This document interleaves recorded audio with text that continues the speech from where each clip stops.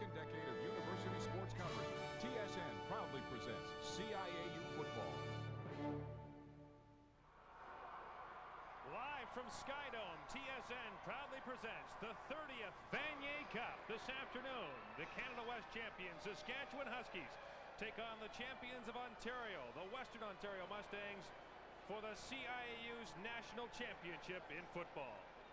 Western is undefeated, ranked #1 in the nation with a 10-0 record. Saskatchewan is 6-0 its last 6 and is ranked #2.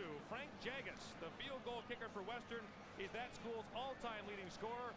He will kick it off to begin this game, and like the rest of his teammates, he has never played in the Vanier Cup before. In the 30-year history of this game, everyone who has played 5 straight years at Western has been to at least one Vanier Cup. Back deep to receive for the Saskatchewan Huskies, Maureen Northston, the all-star tailback. And another all-star, number 30, Kelly West. And the 1994 Vanier Cup is underway. The kick is taken short at the 34-yard line and fallen on by Corey Toms, who managed to corral the bouncing ball. Brent Schneider, who injured his knee 5 weeks ago, comes in at quarterback for Saskatchewan.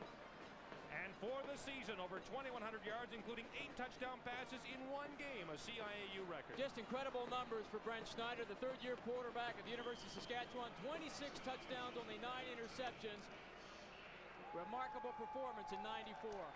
After a 38-yard kickoff and no return, it's 1st and 10 Saskatchewan at the Huskies' 34-yard line. 3 receivers to the near side of the field. And Saskatchewan will come up throwing. Schneider gets it out to the flat to Jason Johnston. And the big tight end has a first down up near midfield on the Huskies' first play from scrimmage. Well, it doesn't take you long to realize what Saskatchewan's going to do. They are a throwing team all the way. Schneider's looking to the outside. Sees that the defensive backs drop off in zone coverage. They have Jason Johnson just does what they call a bench route. Schneider deals it to him, then he gets his shoulders up the field for a first down. A gain of 15 yards for Johnson, who had 15 catches in the regular season.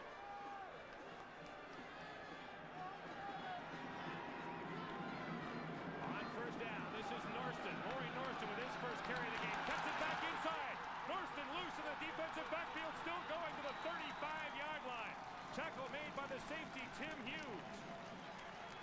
And the gain on the play, 26 yards on Northston's first carry. And this is the big difference that Saskatchewan has now that they didn't have an 89. Is a real quick back.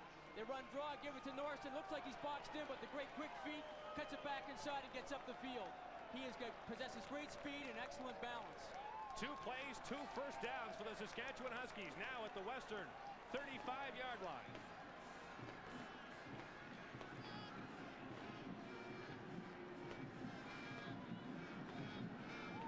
Receivers to the top of the screen. That's where Schneider's going. Looking to the end zone. He's got Prokop.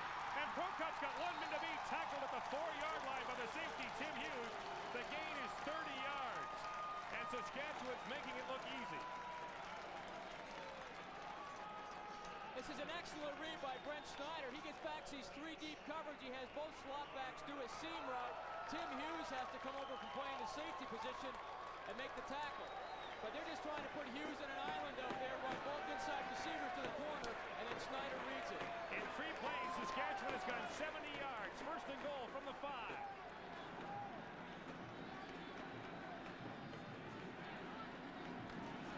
Schneider, end zone. Johnston, incomplete.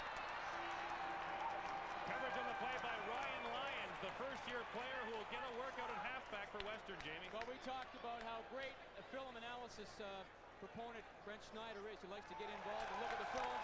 He would have seen last week Nigel McGilvery from Bishops against the rookie Ryan Lyons, and that's who they'll try and go to this afternoon. But there is a flag on the play. Referee Terry Connolly indicates offside Western. Connolly from Edmonton heads this cross-Canada officiating crew. Offside, Western, number 41. First down, Saskatchewan. Patrice Denis, the all-star linebacker for Western, is called for offside. Half the distance now, 1st and goal from the 2.5. And there you see Denis jumping offside. Saskatchewan now with 3 in the backfield.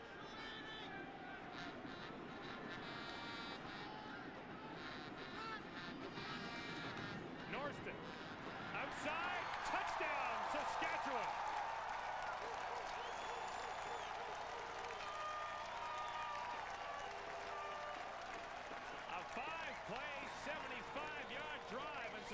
Saskatchewan scores on its first possession.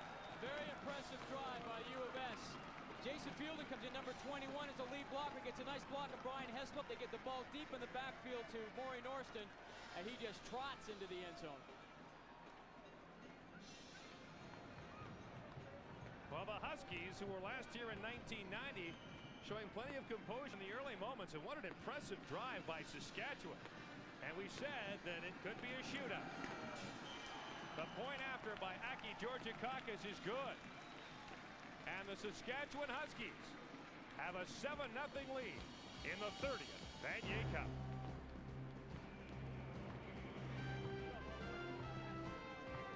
We pitted Castrol Syntec 1030 against the leading conventional oils in some of the world's toughest tests. The 96-hour TU3 viscosity test. The M111E, designed to break down an oil into sludge. The blistering hot VWIC deposit test. Not one conventional oil could pass all these tests. Then again, there's nothing conventional about Syntec. Castrol Syntec protects in ways other oils can't. Dreams.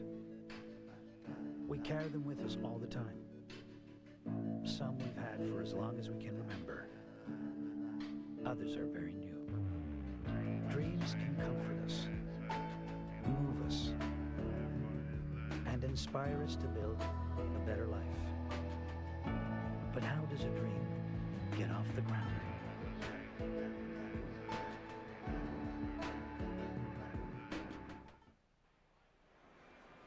Back at Skydome, where the Saskatchewan Huskies have a 7-0 lead in the opening moments of the football game. Saskatchewan lined up in that touchdown in a power I formation. Number 21, Jason Fielding, is a lead blocker. Gets a great block at number 22, Brian Heslop. Maury Norston reads that, and now he gets outside. Makes it look real easy. Heslop has to force up inside or outside and force Norston back inside. But a great block by Jason Fielding. Let's go to the Saskatchewan bench and Leif Pedersen. Well, Gordon, Jamie, one of the reasons for Saskatchewan's success in the latter part of the season was tremendous offensive output in the first quarter. Last week, 2 out of the first 3 drives were touchdowns. Today, they get off to a good start again. I think that's the key for them. Here's Kevin Foster on the kickoff return for Western, out across the 45 to the 46-yard line, and Warren Goldie gets his first chance to go to work for the Mustangs with his team already down a touchdown. 2 minutes gone in the opening half. Has to be the most pleasant surprise for the Mustangs in 1994. Warren Goldie, a backup quarterback for 3 years, finally gets his chance to start and did not disappoint. Put up some very impressive numbers, 20 touchdowns, only 12 interceptions. First and 10 Western. And again to the fullback, Craig Young, who pulls his way across the 50 to the 53-yard line. Setting the offense for the University of Western Ontario Mustangs, Dennis Shaw, P.J. Gleason, and Jude St. John were all OUAA All-Stars on the offensive line. In the backfield, Sean Reed rushed for more than 1,200 yards in the regular season and postseason. He, too, was an OUAA All-Star. And not real fast receivers, Tom McConnell, Steve Bucket, the freshman at slot back, Stuart Beek, the All-Canadian, and Sandy McGregor at wide receiver. Gain was 7. Reed, his first carry into Saskatchewan territory at the 45-yard line for Sean Reed, the All-Canadian. And you can certainly see the different styles, both teams, different philosophies altogether. Saskatchewan, they're a throwing team. Western are still committed to the run. They like to run isolation, off tackle, lead with a fullback, kick out. Now they get a seam and Reed gets up the field. You can see the kind of pressure that Trent Bagnall, the safety, he likes to stick his nose in there. That could prove to be dangerous for Saskatchewan later on. If he starts sniffing up in there, they'll try and sneak Stuart Beek into that opening. Reed has 6 touchdowns in 3 playoff games for Western. Taking over for 2-time Heck Crichton Trophy winner Tim Tyndale. The gain on the last play was 10. Another first down for the Mustangs. First trip into Saskatchewan territory.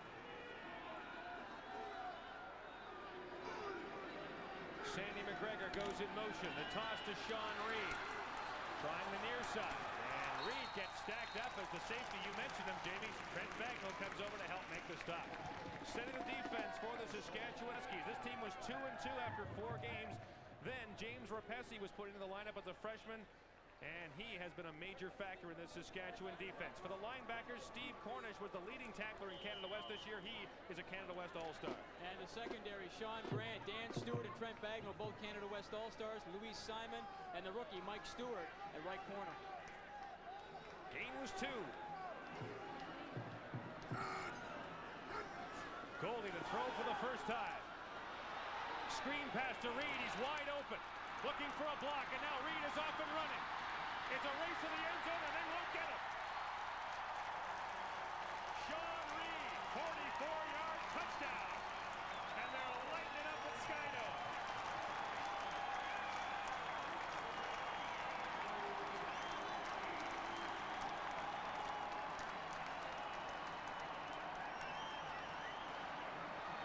They go to Sean Reed just to the right side. Slow blocks. Now he releases number 25. Warren Goldie dishes it out to him. This is what they call bingo cross. Now it's a foot race, a good block by Stuart Beek. Nice drive by the Mustangs. Only the second receiving touchdown of the season for Sean Reed. Jagus for the point after. It is good. We've played 3 minutes and 52 seconds of football, and each team has scored once. Their man coverage in the secondary. Sean Reed bumps a linebacker, Steve Cornish, then releases. Warren Goldie does a nice job of hanging in there. Dishing the pass out to Sean Reed. Now he gets a couple of key blocks. One by Stuart Beek, and that's the one that releases Sean Reed into the end zone. 3 touchdowns last week against the Bishop's Gators. 1 here already this afternoon, and the Skydome is rocking this afternoon. We expected offense, Jamie, but nothing like this. And it was very well executed offense is what's been so impressive so far. Both teams doing a great job. It was a 4-play, 64-yard drive. And you see offensive coordinator Greg Marshall, a former All-Canadian in himself, sketching it out on the sidelines. Jagus to kick it off for the second time. This is Kelly Wist from his 14. And Wist gets up to the 40-yard line. Tackle made on the play by defensive back Brian Heslop. Brent Schneider in the offense goes to work after a 53-yard kick and a 20-yard return.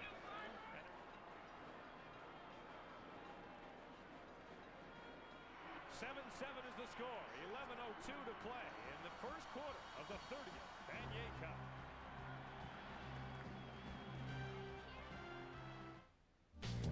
What's the real sports fan looking for? More scores, stats, information, more expert analysis, more coverage of your team. All the details, all the time, anywhere. What the real sports fan needs is tsnmax.ca. TSNmax.ca offers detailed sports information from Canada's leading sports experts. Email alerts, web alerts, wireless access, pools, and you can personalize it so you get all the information you need. TSNmax.ca. Max your sports IQ. We're back at Skydome in Toronto, the final football game of the year to be played in this facility. 4 plays, 64 yards, a minute 52 as the University of Western Ontario Mustangs answered the opening drive by the Saskatchewan Huskies, who now have the football 1st and 10 at their own 41. Schneider under pressure, and he is dropped. Schneider dropped quickly on the play by number 54, Toby McHale, one of those 5th-year players for the Mustangs. Well, Toby McHale lining up to the right of your screen just aside of Brent Schneider. The center goes the wrong way. David Rogers, number 55. He goes front side. Toby McHale comes in untouched. Schneider sees that and says, hey, I'm not going to try and do anything crazy. I'm not going to throw the ball up. I'll take the sack, regroup, and come back out. Loss was 5 on the play. Now 2nd and 15. 3 receivers near side of the field. Norston, the lone back. Schneider, screen pass to Norston.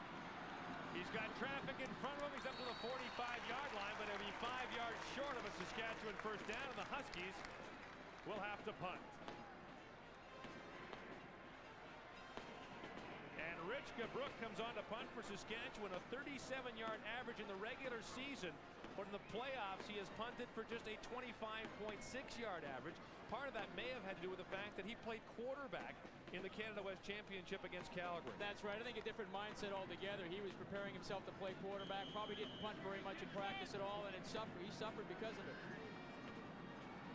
Cabrooke back in his own 30. Gets a low tumbling kick away. It's fielded by Anthony Lane, and Lane is buried. Absolutely buried on the play by lineman Doug Jackson. Leif Pedersen. Well, Gordon, Jamie down on the bench, and James Rapesi has a burner in the left shoulder. Just stung momentarily, and my guess is he's going to return to the lineup, give him a series out, and he'll be back. That's good news for the Saskatchewan Huskies, Leaf, because this defense needs it. A 34-yard punt by Rich Cabrooke, and the Mustangs take over at their own 33. 1st and 10 with this game tied at 7. 9:20 to play in the first quarter. Back to the ground, Sean Reed. Reed gets by the first wave and gets up to the 40-yard line. Stop made on the play by Steve Cornish and Warren Musica. Western right now like to lead with a lead back. That's Craig Young, their fullback. He does not carry the ball as much this year. They try and get him onto the linebacker, take Sean Reed out of that I formation. He follows him and bounces off that block.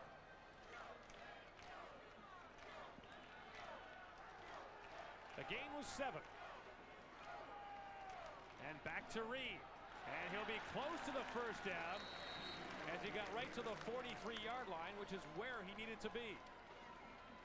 And stopped again by the linebacker, Steve Cornish. Third-year phys ed student, like many of these Huskies from Moose Jaw. In fact, only one player in the Saskatchewan lineup isn't from the province of Saskatchewan. Back to Leaf. Hey, Gordon, Jamie, one of the things that you and I both know, that noise in the Sky Dome can be a problem for a lot of teams that come in here. Last series for Saskatchewan, the linemen couldn't hear each other's calls, and that led to a problem. But it is a big and loud building today for both teams. And there's a ton of bands everywhere you look here, too, so that can't help. And Reed is inches short of a first down. Well, Western are going to go for it. It's interesting Lee talks about the noise, because prior to today's game, I talked to Brent Schneider. He said, you know, last week in Halifax, we managed to take the crowd out of the game, and we didn't have any problems communicating. He said today could be a different story if we don't take Western out of this game early. Well, they did early, but then the Mustangs came right back to get in it and electrify this crowd. It'll be 3rd and inches for the Mustangs, who will go gambling at their own 43-yard line.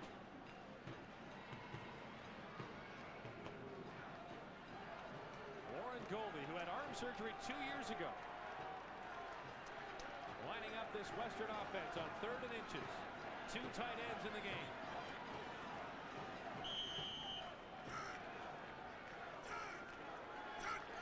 And Goldie goes straight ahead. He gets to the 45-yard line. He has a first down. Gain of a couple for the Western quarterback. That's a smart play when it's just inches to go. Nice job. Warren just gets the ball, puts his head down, and follows the block of Dennis Shaw and P.J. Gleason. Good initial surge by that offensive line. We mentioned how good this Western offensive line is. The whole right side, including the center, Dennis Shaw, made the OUAA All-Star team. And the right guard, P.J. Gleason, is an All-Canadian. Goldie on first down, fakes the toss to Reed. And goes over the middle to the tight end, Stuart Beek. Beek still going, finally tackled at the 39-yard line. Stopped by Mike Stewart after a gain of 27 yards for the big 6'6" tight end. And Gord, this is a play that we were talking about in the opening, where they like to run off tackle outside. Now they fake the pitch. They get all the pursuit coming over. They pull that guard out as bootleg action. Goldie's looking inside to Stuart Beek. He slides in behind those linebackers and does a pretty nifty job of running with the football after he makes a reception. He caught a key 2-point conversion last week in the Churchill Bowl against Bishops. Goalie again to throw. Has Beek wide open underneath. Beek off and running. Puts his head down and gets to the 21-yard line. Forced out of bounds by linebacker Steve Cornish, but it's another first down after a gain of 18.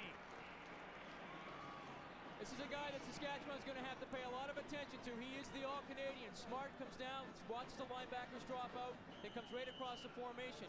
But you'll notice the offensive line is giving Goldie a lot of time, because look where he hit him. He hit him on the other side of the formation, and Beek gets up the field for the first down. You see Beek with the long hair. The last time he had his hair cut was in December of '93 when he went to meet his girlfriend's parents. He says until the end of the season. Craig Young, the fullback. And he's down to the 10-yard line. Trent Bagnall makes the stop, but it's a gain of 11 and 3 consecutive first downs for Western. Now, when Greg Marshall, the offensive coordinator for Western, told me coming into this game, he felt their linebackers would play outside to try and take away that toss play. That would leave them susceptible to off tackle with the fullback. Young checks out of the football game for Western. And coming in now is Peter Glaub. And it's the counter up the middle, and this is Glaub on the carry. He's got maybe 3 as he gets to the 7-yard line. No, Western also bring in Damian Lowry. He would replace Steve Buchan at slot. They like to run a little bit of that slot back sweep action. They gave him that deep look and handed the inside trap off to Peter Glaub, but Saskatchewan did a very good job of defending it. Glaub checks out of the game. He played for Western from 1988 to 91. Did not play in the Vanier Cup game in 1989 as he had sustained a neck injury. But he was with the Mustangs in their championship season. So he would be the only Western player who has a Vanier Cup ring. Second down, just outside the 6. The toss to Reed. Foot race to the end zone. Gets away from Bagnall and gets close, but not in. Reed forced out of bounds at the 1-yard line as he put his head down, but he couldn't get in. They bring Stuart Big across the formation. He's going to be one of the lead blockers. Now they get toss out here. Good block by Sean Young. But watch, Trent Bagnall, the safety, comes up. Just gets a piece of Sean Reed. Reed loses his balance. So both first-year starters in the Saskatchewan defense, James Rapesi and Mike Stewart, are on the bench for this 3rd and goal from the 1.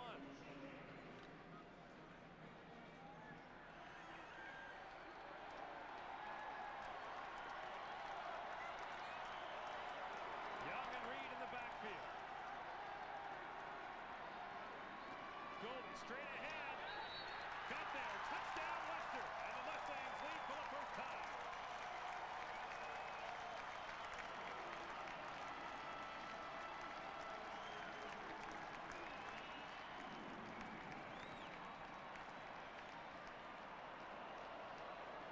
Initial penetration by Leatherdale, number 68. Stands Goldie up, but it was a second effort by Warren Goldie that gets him into the end zone. 2 third-down conversions on that drive. In the 30th, Vanier up. Western with the lead and looking to add the point after. Jagas puts it through, and it's Western by a touchdown with 6:23 to play in the opening quarter of the 30th Vanier Cup. Being tall, well, it does have its shortcomings. Usually, when you find something you like, it's not available in the size you want. Moores seems to understand this better than others. Not only is the style and selection there, but you're not treated as an afterthought. And that's a tall order.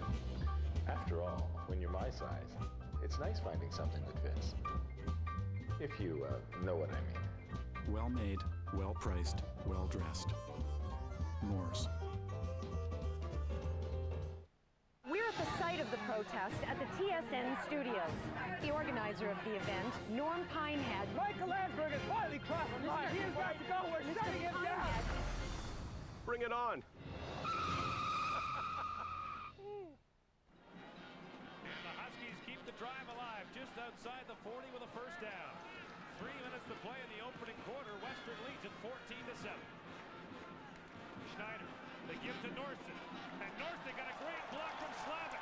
And he's off and running to the 26-yard line. The tackle finally made by Brian Heslop. But what a job to set up the block by Norston and a 14-yard gain. All great running backs have great vision. Maury Norston going to the right. No, nothing's there. The gaps are all filled. Now he cuts it back, and what a nifty move to come underneath. Gets up the field, and Brian Heslop, the inside halfback, has to make the tackle. But just take a look at his eyes. Reading. Cuts underneath. Now he gets his shoulders up the field, goes off of that block. And you saw the great block by Slavik on Derek Creek. Now on second and short. Back to the fullback, Slavik, and that time he was stacked up by the middle linebacker, Patrice Denis. He needed to get to the 26-yard line for a first down. He'll be short by a yard.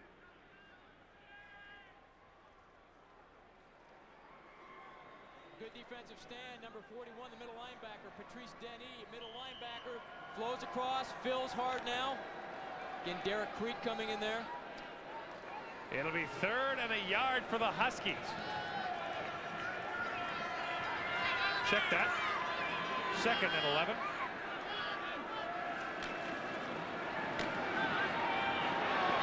Looking over the top to the end zone, intercepted by Xavier Lafont. Schneider was looking to the end zone, and Xavier Lafont comes up with the grab. Lafont with his 4th interception of this season, and he played a major role for the Mustangs last week. Well, this is a case of Schneider just taking a little bit too long to throw the ball out here, because he does have Prokop, but what happens is Lafont is playing soft in that zone in the corner, and he drops back. Tim Hughes, the safety's coming across, but Lafont has enough time to come over and make the interception. Good position by Lafont. He's up high, makes the catch. Kerry Prokop tries to strip him of the ball. That's Lafont's 4th interception this season. And a big defensive play for the Mustangs, who take over first down at their own 10 over the middle. Bucket, and he got nailed. Trent Bagnall leveled Steve Bucket as he reached up for that high pass. And you know, I have to believe that Steve Bucket thought that he might.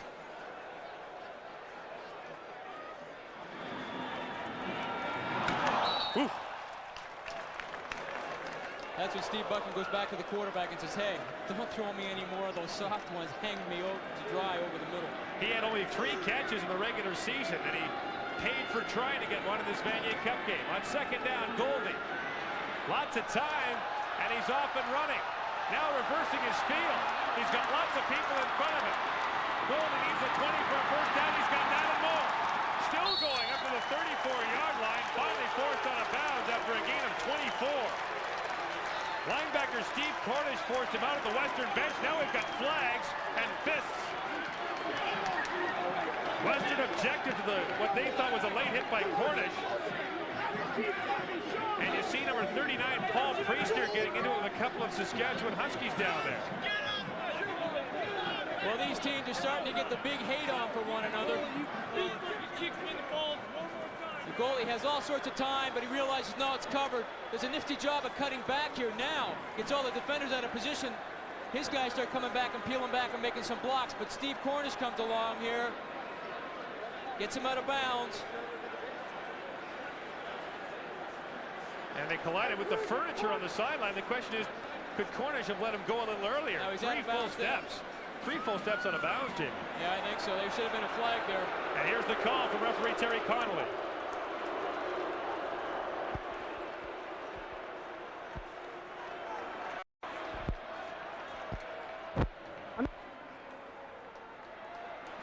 On number 7, Saskatchewan, first down, Western. So Bagnall gets piling on. And so the penalty moves them up to the 47-yard line. Yeah, Trent Bagnall, I don't think he had really much to do with that, but the flags didn't come down initially when Cornish took Warren Goldie into the table. Came down afterwards, so maybe Trent Bagnall was involved in some extracurricular activity after the play. If he was, it was very late. At any rate, the result is a Mustang first down at their own 47, so the net gain is 37 yards by the Mustang. It's one thing you don't want to do. If you take a quarterback out and you're up, you don't want to do it by his own bench.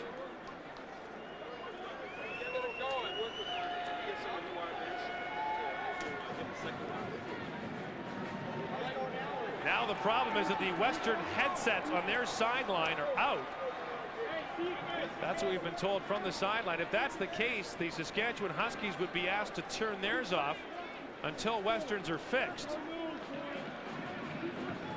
Now Terry Connolly is going to the Saskatchewan sideline.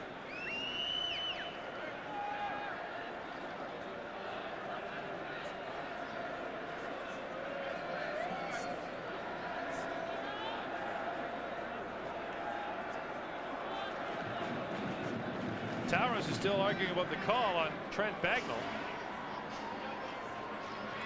And you heard Towers mouth the words, number 7, what did he do? Well, Larry Haler, in his 10th year as the coach of the Mustangs, has won Vanier Cup to his credit already. Looking to add a second. So is this man in his 11th year as the head coach. No problem. Leif Pettersson. Well, Gordon, the problem is one of the headsets is out on the western sideline, so the official just coming over to Brian Towers and indicating that they have to give up a headset until everything can get squared away. And you just see right now Brian Towers has put his headset down. That's the problem. And Jerry Friesen, the defensive coordinator, will keep his on, which makes sense with Saskatchewan's defense on the field. Well, I think he's supposed to take his off as well. Boy, what a tempo to start this football game. 3 touchdowns already. We're under a minute to go in the first quarter. So they've sorted everything out with penalties and electronics. And the Mustangs have it at their own 47, first down. Reed moving outside. Fighting close to midfield, gets up to the 53-yard line. Bagnall got up to help make the stop with Warren Muzichka. The gain was 7. This is not a good sign. Sean Reed's going down on one knee. He was limping after that play. Here's Jerry Friesen. His headset is still on. Now, if Western only has one headset down on their sideline, Saskatchewan can still use one on theirs. That's what the ruling would be. Reed has 6 carries for 37 yards already, but leaves the game now limping. Rapesi is back in for Saskatchewan. So is Mike Stewart, the 2 first-year players who were injured on that last series. It's 2nd and 3. Craig Young, the fullback, vaults over the defenders and gets down to the 50. Stewart came up to help make the stop. A gain of 6 and a first down for the Mustangs. And, you know, we've seen Craig Young do this. We saw it last week. He likes to get in the air. And the interesting fact about Craig Young is that he is the highest vertical jump of any Mustang, 37 inches. Which is really incredible. You can see he likes to use the vertical jump there as he hops over a few defenders. Young scored his first touchdown of the season last week against Bishops, and it was a very important one that allowed his team to get back in the football game. Here he's got his club a first down into Saskatchewan territory at the 50. Golden has it out to the sidelines, and his man still going, Tom McConnell. And McConnell will score. Touchdown. 50 yards. Tom McConnell with the touchdown, and Western with the convert can lead by 14 points.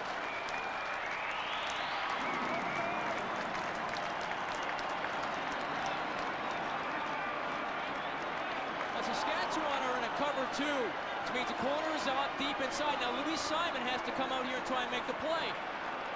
Hits him, but he doesn't knock him out of bounds, and Mike Stewart is caught inside. Now once he avoids those 2, he just trots it into the end zone. And look, he can't believe it.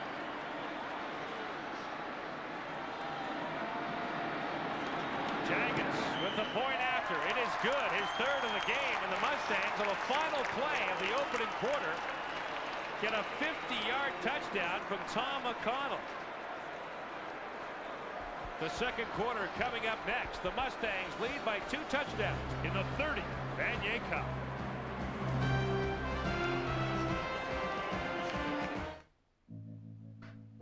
Dreams. They can give us hope. Hope to make the grade. Hope to be brave. To win against the odds. Sometimes it's just hope to carry on. In every community, there are dreams full of hope.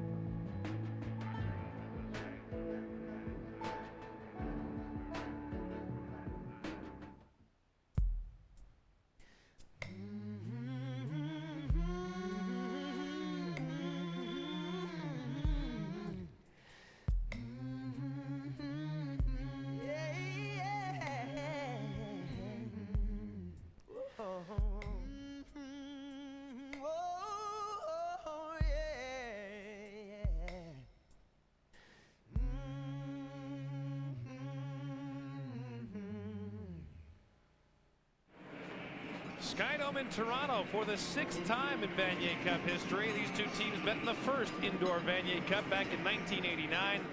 They lit it up there, and they're doing it again today. Western with a 21-7 lead over Saskatchewan. The Huskies have the ball at their own 48. They had some great players in that '89 game. David Sapunjas, of course, Tyrone Williams for Saskatchewan, Dan Farthing, and Jordan Gartner. Quite a game. Williams was the most valuable player in that Vanier Cup game in 1989. And Errol Brown, he was against Errol Brown, the starting safety for the Winnipeg Blue Bombers. That little guy, as Tyrone called him at the time. Well, anybody's little to Tyrone. He's 6'6" tall. So Brent Schneider, who's had a couple of tough possessions and penalties have hurt the Huskies. They begin 1st and 10 at their own 48, and Schneider's up and throwing. Over the middle has his man. Prokop has the football at the Western 45-yard line. Kerry Prokop with the reception and a gain of 17 yards for a first down. This is a big-time throw by Brent Schneider. Corey Prokop, the slot back. Now he does an out. Now Brian Heslop is the inside halfback. He just stays there, but Schneider delivers the ball under heavy pressure. You can see that ball just right in between the two defenders. Kerry Prokop goes down. Heslop expands outside. Now Prokop comes there, makes a great catch. Prokop set the school record for receiving yards this year with 862. And he gave his team a first down at the Western 45. Schneider guns it and has it knocked down. It was batted down by Paul Priestner, the 5th-year player from Burlington, whose brother John played in the Canadian Football League. And brother John won 2 Vanier Cups in 1976 and 77. That's what they teach defensive linemen. When the quarterback takes his non-throwing hand away off the football, that means he's going to throw it. Get up in the air, get your hands up, create a screen. Brings up a second down for the Huskies at the 45, and they were in this exact same situation a moment ago. But Schneider misfired, and the Huskies were forced to punt. Over the middle, has his man, but it's incomplete. He was looking over there to Jason Olenek. Olenek had it for a moment, but couldn't hang on. And Saskatchewan's punting unit will take the field again with 8:16 to go in the first half. Brian Towers doesn't like that one bit. This is a very good pass by Brent Schneider. Puts it right on Jason Olenek's numbers. Olenek can't squeeze it. Olenek comes into this game only with 4 receptions. One of them for a touchdown. Now Rich Gabrook, a punter and backup quarterback for Saskatchewan. Low kick. Taken by Lane. Lane gets away from the first wave and gets out to the 25-yard line. The ball's loose. The ball came out, but Western retains possession. A 35-yard punt. And a return of 21. Back to the 30th Vanier Cup in a moment. We pitted Castrol Syntec 1030 against the leading conventional oils in some of the world's toughest tests. The 96-hour TU3 viscosity test. The M111E, designed to break down an oil into sludge. The blistering hot VWIC deposit test. Not one conventional oil could pass all these tests. Then again, there's nothing conventional about Syntec. Castrol Syntec protects in ways other oils can't.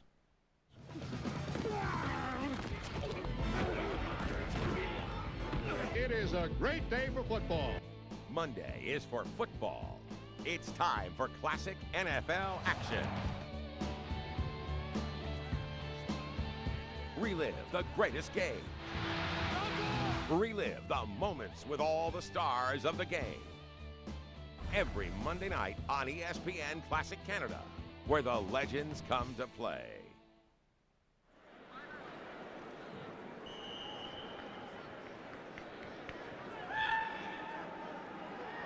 Western by 14 points. 3 of the first 4 possessions in this game resulted in touchdown. Sean Reed got tripped up early and not much doing there. Great play made by Brandon Leatherdale, number 68, to reach out and stop him up. He got the first down, or at least close to it. Brandon Leatherdale, a couple weeks ago we did the game between Calgary, the Canada West Final, and Saskatchewan, and we named him the Leatherman, and all the players at University of Saskatchewan defense thought that was pretty good, and they always call him the Leatherman all the time every time he gets into the dressing room, and he's a little bit embarrassed about it, but he was certainly giving a couple of guys at the University of Calgary a whipping that day. Close to a first down for Reed, who averaged 6.6 yards a carry coming into this game, but Saskatchewan has held him to 5 yards a carry in the opening half. He's inches short. Now it's 3rd and inches at your own 50. Now, you know what? When we go back in 1989, it was almost the very same situation, but it was reversed. Saskatchewan, with less than a minute and a half left to go in the first half, were faced with 3rd and short. They decided to go for it. They were only down by 4 at that time. They were stuffed. Western scored in that series and took an 11-point lead into the half. And Larry Haler has made up his mind. He leaves the offense out there. All Goldie has to do is make sure the snap is crisp, and he'll fall forward for what should be a first down. Let's go offense! 3rd and inches. Goldie straight ahead, has the first down easily. Now under a minute to play in the second quarter. And they need about 20 yards or 15 yards, excuse me, to get in Goldie's field goal range. And what a lift it would be for the Mustangs to get points before the half. Offensive line wants to get very low and not allow any penetration into the gaps. Just has Warren Goldie fall forward and get the first down. Now set up with a first down on their own side of midfield at the 52. The Mustangs with a 2-touchdown lead have the ball, and the clock is running under 50 seconds. Goldie out to the flat, has Glab, and Glab has nowhere to go as the corner Sean Grant came up to make an early stop. He did not get out of bounds. It's a gain of 5, and Western has to hurry. Let's have a listen to the hit.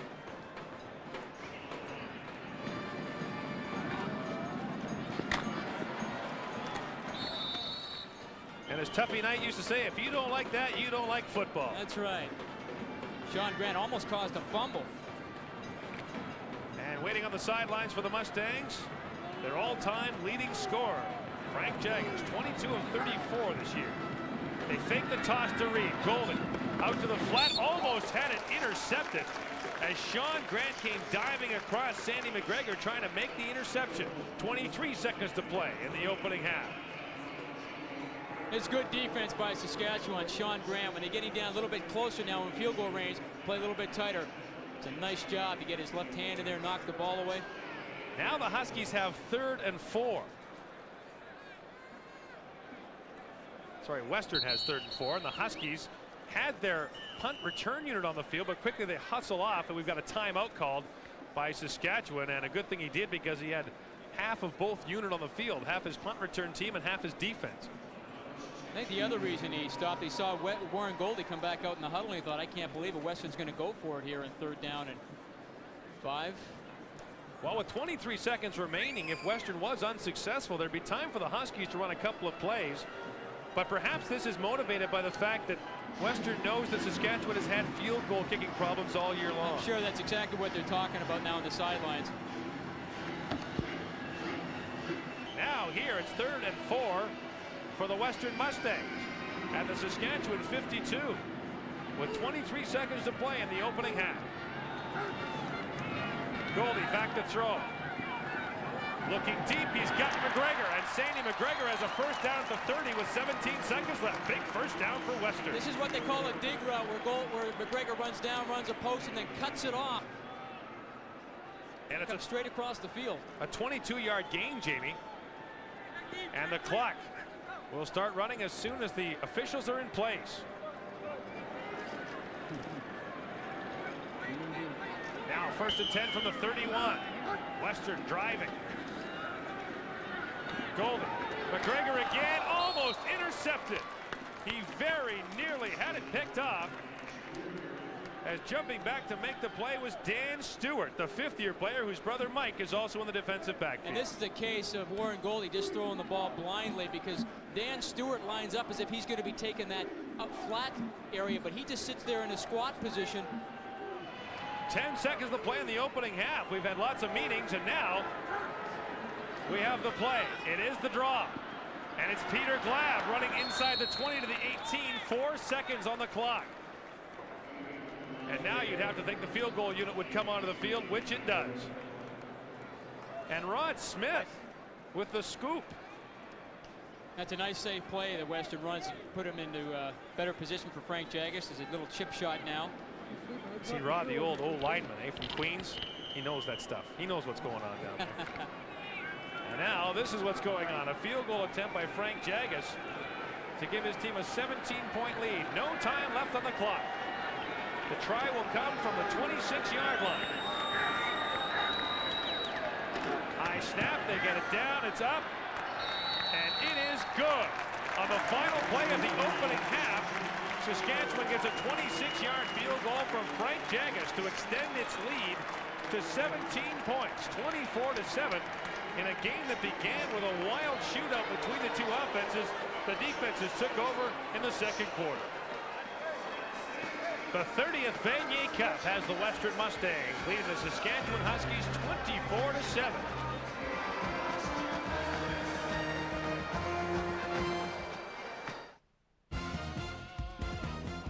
Join James Duffy and Darren Detition weeknights on SportsCenter for 90 minutes of the most comprehensive sports news program in Canada, featuring highlights, scores, exclusive interviews, and information from across the country and around the world. SportsCenter with Dutch and Duffy will keep you entertained and up to date on all the sports stories of the day. SportsCenter with James Duffy and Darren Detition, weeknights on TSN, Canada's sports leader. He is one of the most influential figures in recent history, an ordinary man who by virtue of his courage changed the world around him. I shook up the world! I shook up the world! ESPN Classic Canada brings you a week-long tribute to the champ. It all starts December 8th at 9 Eastern with our Muhammad Ali special. Thea Andrews and Russ Amber will be your hosts and guides throughout this very special week. Brought to you by the feature film Ali. Aki Georgakakis to kick it off to begin the second half of the 30th National Championship game. And this is not deep. It's taken up at the 35-yard line and out at the 40. The kick returned by Kevin Foster. Halftime stat showing the big difference in rushing yards. 124 to 63 for Western give them the edge in net yards. The one turnover, but Saskatchewan, as Brian Towers mentioned, with 13 first downs. And Saskatchewan are moving the ball very well, but as Brian said, they just are not finishing it off. What's a little bit surprising about Western's offense is Sean Reed is not becoming the big ball carrier in this game. It really is becoming Craig Young, the fullback. Young's in there, lined up short in the eye. Reed is deep, and they give the fullback Young, who is stacked up immediately by linebacker Steve Cornish, who's been a busy man today.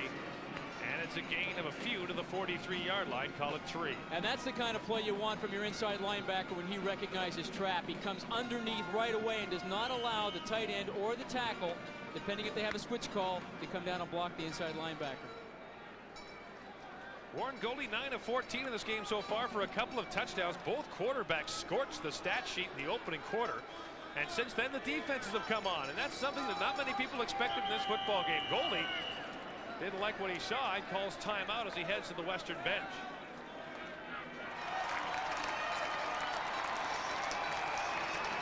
Talked to Warren Goldie's dad last week, Jamie, and Warren had said to me that if Western didn't win the Vanier Cup this year, he'd consider coming back for a 5th year. And I asked his dad what he thought of that, and he stopped for a second and says, time for that kid to get a job. Tired of paying off those student loans, I guess. His team has a 2nd and 6.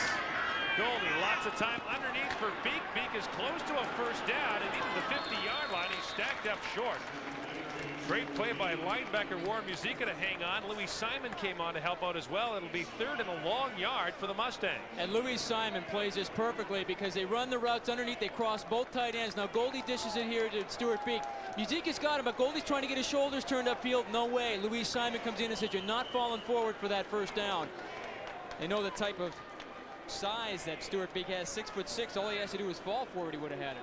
And we showed you that play in the pregame show. Saskatchewan does a good job of stopping it here. It forces out the punting unit for the Western Mustangs as Frank Jagus comes on to kick. Jagus tried out for the Toronto Argonauts in the preseason. And he's been booming the punts here today. Here's another one. Olenek from his 17.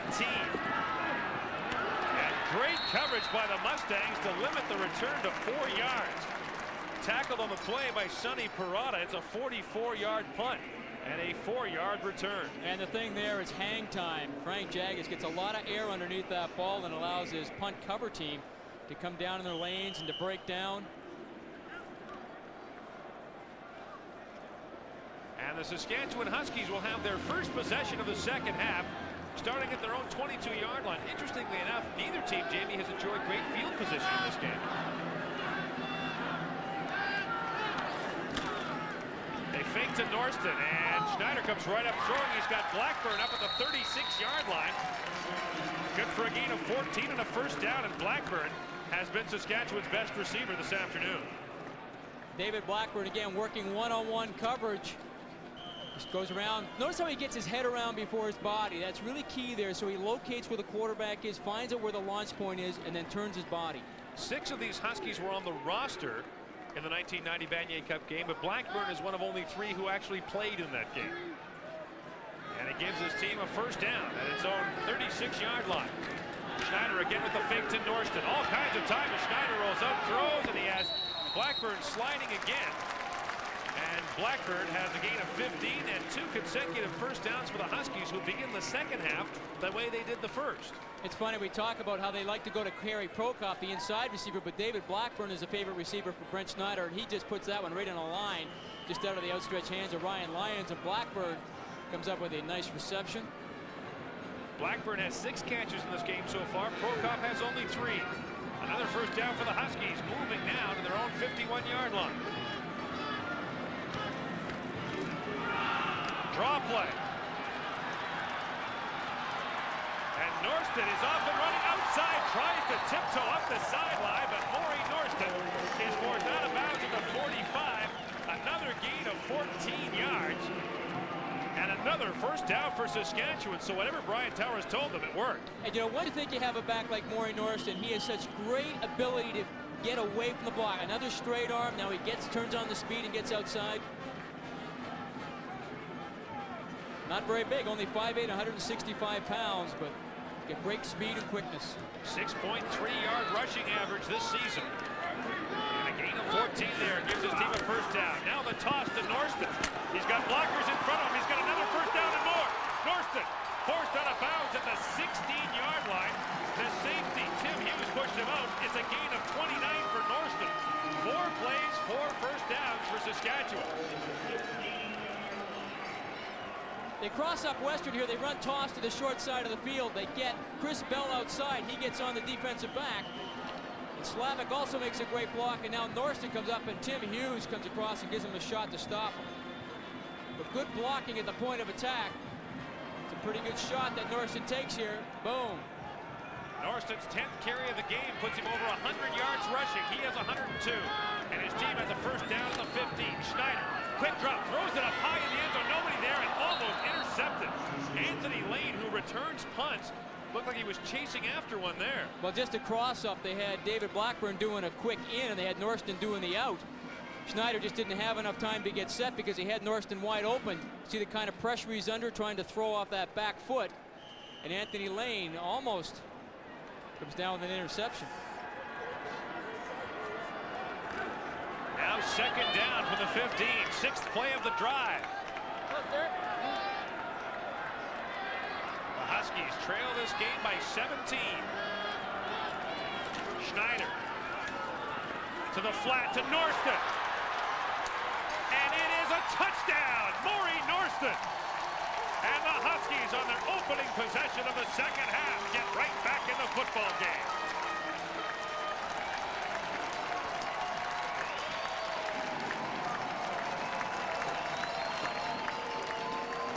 We talked about how Brent Schneider likes to look at a lot of film and tape.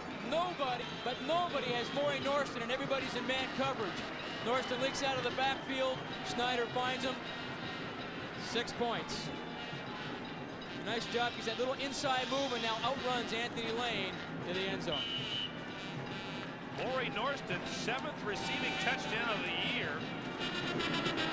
And the point after by Aki Georgikakis is good. 2nd touchdown of the game for the Huskies, pulls them within 10 with 10:43 to play in the 3rd quarter. Well, the Maury Norston drive, we'll call that, because the Saskatchewan tailback did all the work. So Brian Towers' team is right back in it, down by 10. Now it's up to the Saskatchewan defense. Georgia Kakis kicks it off. Again, it is not deep. Taken by Foster at the 25. And Foster gets out to the 39 for a return of 14 yards. A 40-yard kickoff. And Jamie, that's an indication of the problems that Saskatchewan has on special teams. Now Warren Goldie, the 23-year-old, gets his offense back on the field. 2 years ago, he had fairly serious surgery as a shoulder muscle had detached in his non-throwing arm. He had it reattached. A long rehab for Goldie. And now in his 4th year, he gets a chance to shine in the Vanier Cup game. His team is 1st and 10 from its own 39-yard line in the 3rd quarter. They give to the fullback, and Craig Young, room to rumble. He's across the 50 and into the 47-yard line. The big fullback, Craig Young, has been a big part of the running story for the Western Mustangs, a gain of 24. It's a nice job. They run inside trap. They double team the nose. They pull and they trap Rapesi. And now he finds that little seam, gets a good block by Stuart Beek on Trent Bagnall, and gets up the field for a big gain. Well, this second half is looking exactly like the first half. Saskatchewan scored first, and then Western came back to answer it immediately. The Huskies need a stop here. Again, it is Glab, the fullback, and the fullback this time gets only a couple as he crosses the 45. And Glab, who situation substitutes, as they say at Western. They pick his spots, but generally when he's in the game, he's right around the football. And I think the other reason why Peter Glab probably doesn't play as much as Craig Young is Peter Glab is going to graduate this year. They thought they'd get the younger back in there early because Craig Young is only in his 3rd season. He'll be back for at least 1 more year. The gain on the last play was 2, brings up 2nd and long. 2 tight ends, and both are in patterns. Little sidearm throw underneath the Glab. Glab's got a way to go to the first down. Looks like he got there as he's ridden out of bounds. Sean Brad got there, but probably too late to prevent a first down as Glab makes the reception and gets down to the 37-yard line. Glab came into the game with only 10 catches on the season. He's got a couple today. Warren Goldie just sidearm slings this to Peter Glab, and now Glab does a nice job of getting up the field. Peter Glab went to Bishop Macdonell High School, the same high school that produced running back Blake Marshall and Greg Marshall. It is a first down. Now they give it the tailback, and Reed picks up a gain of 3 as he's stacked up at the 33-yard line. You can see right now Saskatchewan's linebackers are really starting to become very physical. Warren Musica and also Steve Cornish, Joe Saul as well, and David Guthrie. You know, Warren Musica, he comes in as a first-year player, but played with the Hilltops. It was the Junior Defensive Player of the Year a year ago, so some great experience there as well.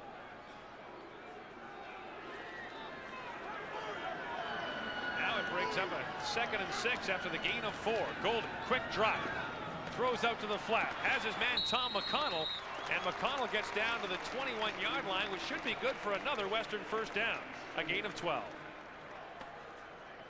And it does indeed move the sticks. It's the kind of play, 3-step drop again. They have the corners playing off deep. That's Mike Stewart. They take Tom McConnell, they turn him outside, and Warren Goldie puts the ball right in the numbers. Enough for the first down. Tom McConnell, initially a quarterback in high school. And he has attempted a pass in the postseason. Here's Reed. Sean Reed working the middle, and he gets worked over pretty well as he gets up to the 16-yard line. Steve Cornish, the linebacker. There's more of that physical play you were talking about. And this is something that we really haven't seen Western run very much. This is more of a counter tackle trap where they get the ball deep to Sean Reed and they pull the right tackle, Jude St. John. But again, those linebackers are really playing up hard, and they recognize trap right away, and they come up underneath and stop it. And a gain of 5, now 2nd and 5. And Warren Goldie's having a pretty good day. Just 5 incompletions in 17 attempts. Now 2nd and 5. Goldie, no pressure. Throwing to Beek, he's got it, and he has a touchdown. Stuart Beek, the big man, scores a big touchdown for Mustangs.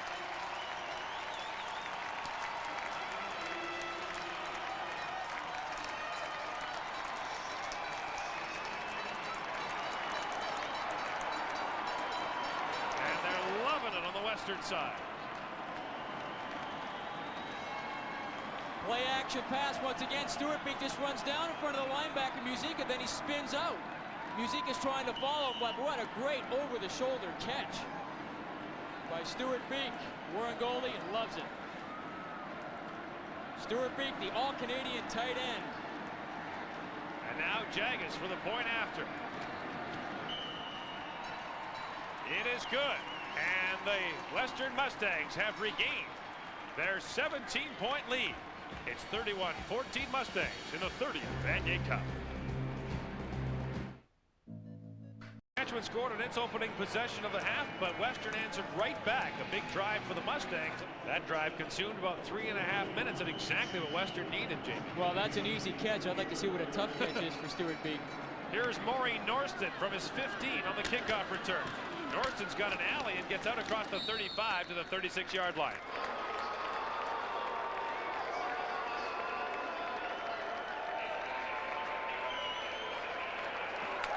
Schneider has it intercepted. It is picked off by Toby McHale, who caught that pass in self-defense. There's a late flag down, but what a catch by Toby McHale, who was about 3 yards away from the quarterback when the ball was thrown. Of all the people to pick one off. And now the call from referee Terry Connolly. And it's rough play against the Huskies, so after the interception, a big penalty. See, three-step drop. Now, Brent Schneider's only 5'10" tall. Toby McHale gets up against Gene Mikowski, knocks the ball, but then the ball comes right down in his stomach, and he makes the catch. Yeah, 1, 2, 3. This is why you have to cut defensive linemen when you're running a three-step drop. You cannot allow them to be in the quarterback's view. That pass hit him in the face mask. He then managed to bring it down. What an interception. And the rough play penalty gives the Mustangs a first down at Saskatchewan's 26-yard line. They give to Craig Young, and this time the fullback is stacked up. Joe Saul is there to help make the stop.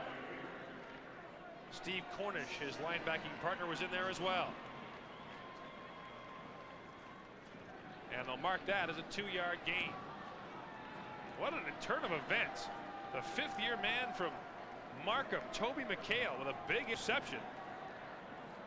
And then you tack on the penalty, and all of a sudden the Mustangs threaten to open the lead even more. Young now has 8 carries for 66 yards. Now it's 2nd and 8. 2 tight ends. Goldie, lots of time over the middle, and it is intercepted.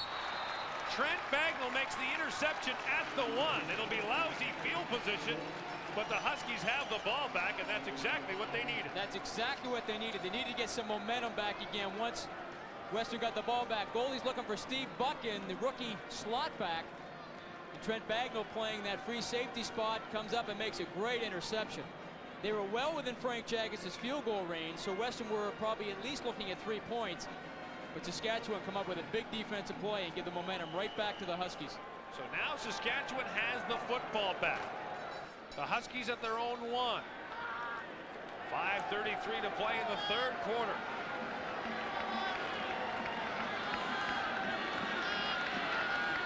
The give to Norston. Off tackle and a good gain for Norston. Everyone knew that was coming. And he got a gain of 7 out to the 8-yard line. Just take a look at the arms of Maury Norston. You can see how strong he is physically. Not big in stature, but a real low ball carrier. Gets really low, uses his legs, his arms. Real tough guy to hit. Gave his team some breathing room for this 2nd down play.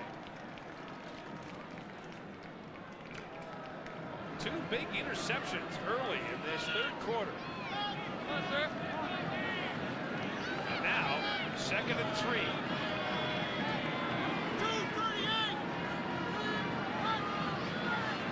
Toss to Norston. First down as he gets up to the 14-yard line, and a big first down for the Huskies. First down for the Huskies.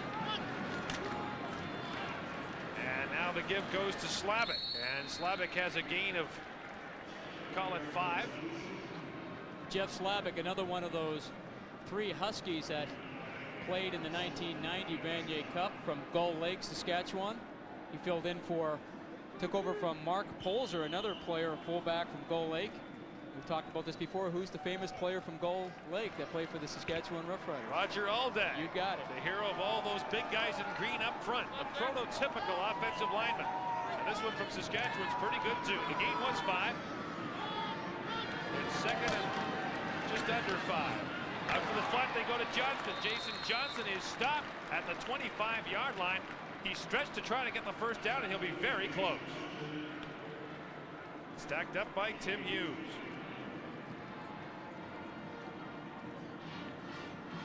Three-step drop. He's looking at the inside slot. That's Jason Johnson. Makes a nice over-the-shoulder catch, and then he stretches out.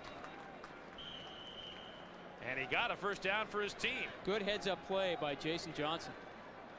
Well, the Huskies, who began at their own 1, have a second first down and are now out to their own 24. A little breathing room for Brent Schneider and company.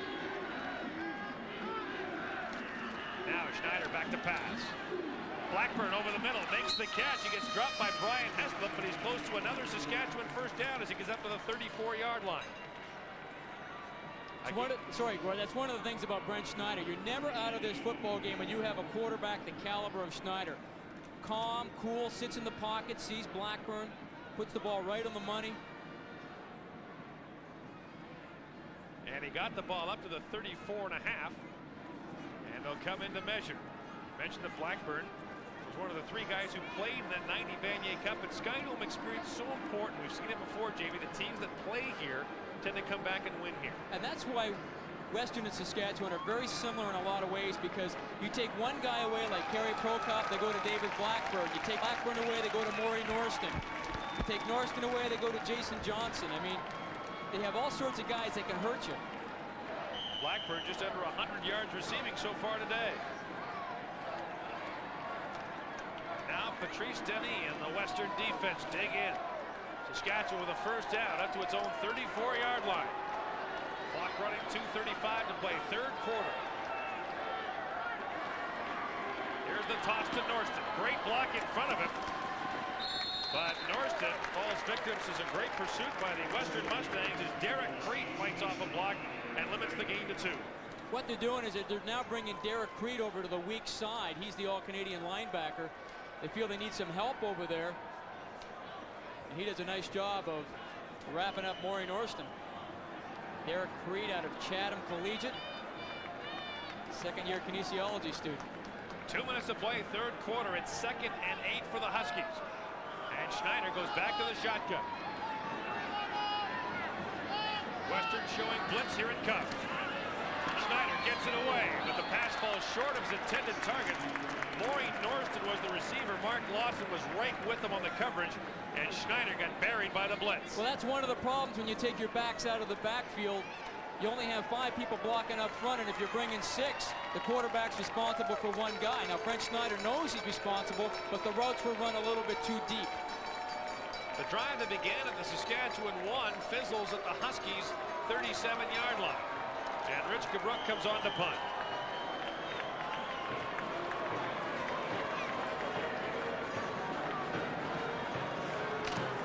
Xavier LaFont back deep to receive along with Anthony Lane. Good high kick.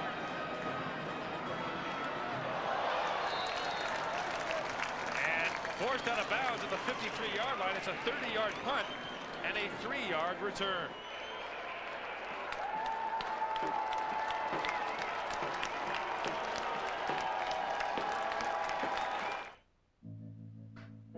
Dreams. They can give us hope. Hope to make the grade. Hope to be brave. To win against the odds. Sometimes it's just hope to carry on. In every community, there are dreams full of hope.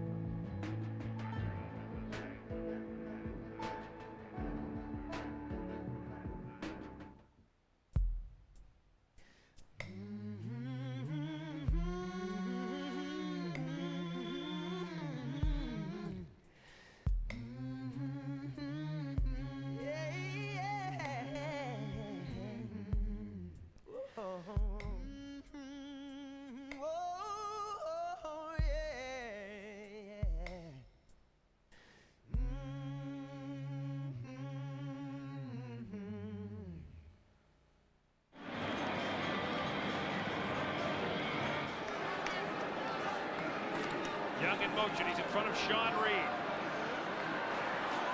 And Reed gets outside. Bagnall, the safety, rides him out of bounds at the 43-yard line, limiting the gain to 3 yards. You really have to be impressed by Trent Bagnall. He's lined up right in the middle of your screen. Now he's trying to mirror Sean Reed all the way, making sure he keeps that leverage so that Reed can't cut back inside. Does a nice job of not allowing Reed to get his shoulders up the field. Trent Bagnall started this season at corner, but 3 games into the season they decided they would put him at safety and they would put Mike Stewart at corner. And Craig Young, the fullback we just talked about, is injured and receiving attention on the sideline. Now it's the receiver screen to Tom McConnell. He's got blockers in front of him. McConnell's got a first down, and he stepped out of bounds at the 32-yard line. He gained 11 yards on the play, and he could have had a whole bunch more, and he'd been able to tiptoe down the sideline. Well, this is what they call the slip screen to the receiver. They take both Sonny Perrott and Steve Fleck, the guard and tackle, out. They kick out against Mike Stewart, and then McConnell's supposed to cut up underneath, and a good call by the official. You can see that he steps out of bounds, and also got another great block by Sandy McGregor, the other wide receiver, lining up as a slot on that side. And Young trying to walk off the injury on the western sideline. On first down from the 32. This is the give to the new fullback. And he's got a pickup of maybe a couple yards as Peter Glab, the 5th player, takes his place.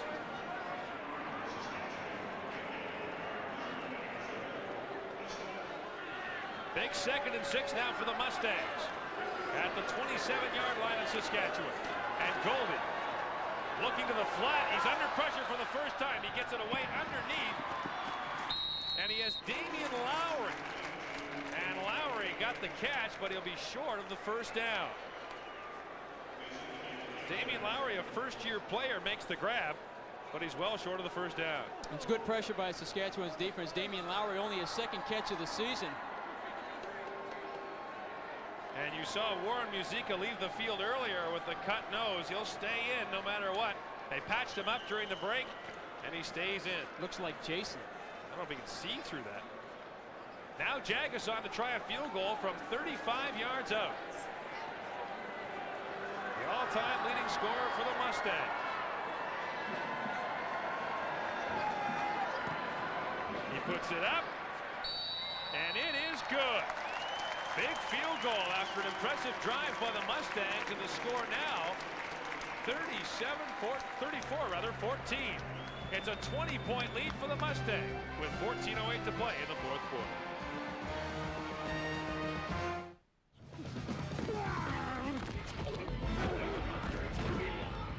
It is a great day for football. Monday is for football. It's time for classic NFL action. Relive the greatest game. Relive the moments with all the stars of the game. Every Monday night on ESPN Classic Canada, where the legends come to play. Join James Duffy and Darren DeTitian weeknights on SportsCenter for 90 minutes of the most comprehensive sports news program in Canada, featuring highlights, scores, exclusive interviews, and information from across the country and around the world. SportsCenter with Dutch and Duffy will keep you entertained and up to date on all the sports stories of the day. SportsCenter with James Duffy and Darren DeTitian, weeknights on TSN, Canada's sports leader.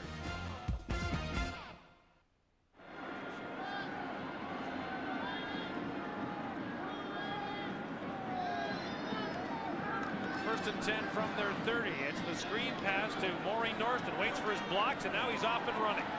Up to the 45-yard line. It's a gain of 15 yards for the Saskatchewan tailback. An effective play, but it chews up some time on the clock. I think Saskatchewan are realizing they want to get the ball in Norton's hands because this guy can break the game open right now. Even with 7.5 minutes left, he does a nice job of waiting for his blocking. Younger running backs sometimes want to outrun it, but he waits until he gets his offensive lineman out in front of him, David Rogers and David Fisher. And he gets a first down at the 45. Now Schneider, 4-man rush by Western. Over the middle, he's got Prokop. There's a flag down late, and it'll be a late hit against Western as Roger Dunbrack hit Brent Schneider late, so you can tack this on to the end of the game, which was a first down for Saskatchewan. And that's a big penalty with 7:28 to play in the fourth. Roughing the passer is the call. It's number 55, Roger Dunbrack.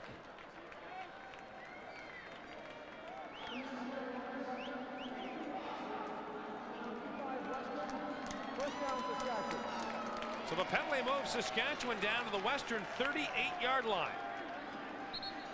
The Huskies could make it interesting with a quick score here. Leif Pettersson. Well, Gord, after this play, they're going to go to the hurry-up offense. They realize time is not on their side, so watch for the hurry-up. And we'll see how effective they are with it. Many teams lose their effectiveness when they have to rush. Now the throw to the flat. The Prokop, he dropped it. Thought about running before he caught it, and Tim Hughes couldn't make the squeeze, and you see Brian Towers making the indication, hurry up. You know, that's just something you don't see from Kerry Prokop. Sure-handed receiver. This is an easy catch for him, but he just turns to look to run and get away from Tim Hughes before he actually has control of the ball. And that time, Schneider huddled up. Maybe didn't see the indication from the sideline. 2nd and 10. They go back out to Norston. Norston with a first down, and then more down to the 20-yard line. It's a gain of 18 yards for the Saskatchewan tailback. Once again, they swing Maury Norston outside. He waits for his blockers to get in front of him, and then he's one of the best, picking his blocks and getting up the field. Now 1st and 10 from the 20, and Saskatchewan puts the hurry up in. Look out, Schneider gets buried. He had 3 guys bearing down on him. Roger Dunbrack was one of them, and it's a loss of 10. No shot for the Saskatchewan quarterback there. Well, they bring Patrice Denis, the middle linebacker, on a stunt outside, fools Schneider a bit, and then he runs into Roger Dunbrack as well. Big defensive play by the Mustangs brings up 2nd and 20. Schneider from the shotgun. Here comes the blitz. Schneider gets it away, looking for Prokop in double coverage. Dives for it, and it is a touchdown. What a catch by Kerry Prokop. 40-yard touchdown. The Huskies have the score they needed, and Kerry Prokop just took it away from 2 Mustang defenders. Shows you the kind of competitor Kerry Prokop is. He drops an easy ball that he knows he should have had, but he comes right back with a great reception. Schneider stays in right to the last possible moment, but what a great snag. Wow. Prokop with his 12th receiving touchdown of the year. The convert is good, just. And the lead now is down to 13. 6:21 to play, and Saskatchewan is climbing back in to the 30th Vanier Cup. He is one of the most influential figures in recent history, an ordinary man who by virtue of his courage changed the world around him. I shook up the world! I shook up the world! ESPN Classic Canada brings you a week-long tribute to the champ. It all starts December 8th at 9 Eastern with our Muhammad Ali special. Thea Andrews and Russ Amber will be your hosts and guides throughout this very special week. Brought to you by the feature film Ali. Brent Schneider's 2nd touchdown pass of the football game pulls his team within 13. Still a lot of fight in these dogs as Kerry Prokop lines up in that slot position. It's a nice route, good body control, bang, gives him that. Now he runs to the corner. He's against Brian Heslop. Ball's thrown nice and high, and Kerry Prokop keeps his eyes on it the whole way and comes down with a big touchdown reception. Watch the kind of hit Schneider takes. Hangs in, boom. Toby McHale, number 54, puts the plastic to him. Let's go to Leif Pettersson. Well, Gord, Saskatchewan's going to kick it deep here and hope that their defense can play tough. We were talking about it, Jamie, and you wonder with the kind of kickoff problems that Saskatchewan's had, why you wouldn't try it deep, because they're only getting 35-yard kickoffs anyway. Well, I think you have to kick it off deep and try and rely on your defense. If you short kick it and don't get it, Western are only a first down away from field goal range. Aki Georgakakis. It goes to Foster at the 25, and Foster gets out to the 32-yard line. And the kickoff traveled 41 yards. Western will have it at its own 32-yard line with 6:18 to play in the fourth quarter. Well, the Huskies beneficiaries of a huge second down play and a penalty, which really kept that drive going, and now it's up to Warren Goldie. Well, now it's also up to Jerry Friesen. What do you do on defense? Do you start to gamble here and try and make some things happen, or do you try to play the same way where, hey, maybe we can hold them, maybe Western will make a mistake? And Western has been pounding it along the ground in the second half. Clock at 6 minutes. They fake to Glab. Goldie's throwing. He's got a man over the top. McConnell, and it is intercepted. Second interception of the game for Trent Bagnall. Western goes for the bomb, and it blows up on them. You know, you have to wonder about the play call there, and I'm not sure who made it, but that's foolish. You're running the ball very well on the ground, and you're controlling the offense. Why give them any more momentum than they already have? They haven't been able to get this in all day, and Bagnall plays it perfectly. Never mind 2 and out. How about a 1 and out? And you see Trent Bagnall standing by with Leif Pettersson. We'll get to him in a moment. Now it's 1st and 10 from the 37. The Huskies with momentum. Schneider's got all day. He's got Norston in the flat, but he needs a block. And Norston does not get one. No gain. 5:14. You see the clock running now. It's 2nd and 10. Schneider from the shotgun. Again, lots of time. Guns it. And he's got Johnston. And Johnston close to a first down out to the 47-yard line. Jason Johnston with the catch. Now Saskatchewan do not huddle now. They realize time's their enemy. The hurry-up offense for the Huskies. As play is blown in. It's a first down at the 49. Schneider looking deep. He's got Olenek. He's open, and he's got the catch. Is he inbounds? Yes! Olenek down to the 24-yard line. It's a first down for the Huskies.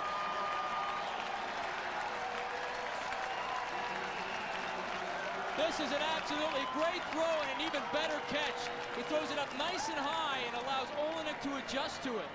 And Olenek makes a nice catch and keeps 1 foot in bounds. A 36-yard gain. And now it's a Saskatchewan first down to 24. 4:45 to play, fourth quarter, and the Huskies are storming back. Schneider. Here comes the blitz. He's got time. He's looking over the top for Norston, and it's a touchdown. Maury Norston with a 24-yard touchdown. And the Huskies, with 2 quick scores, are within a touchdown.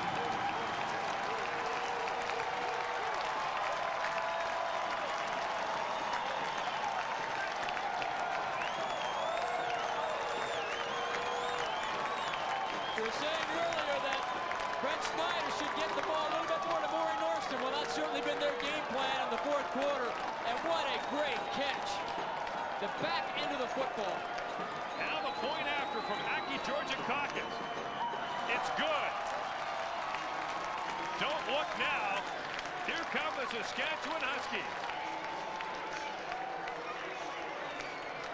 Norston against the rookie Ryan Lyons. Great catch. 4:34 to play, and the crowd is on its feet.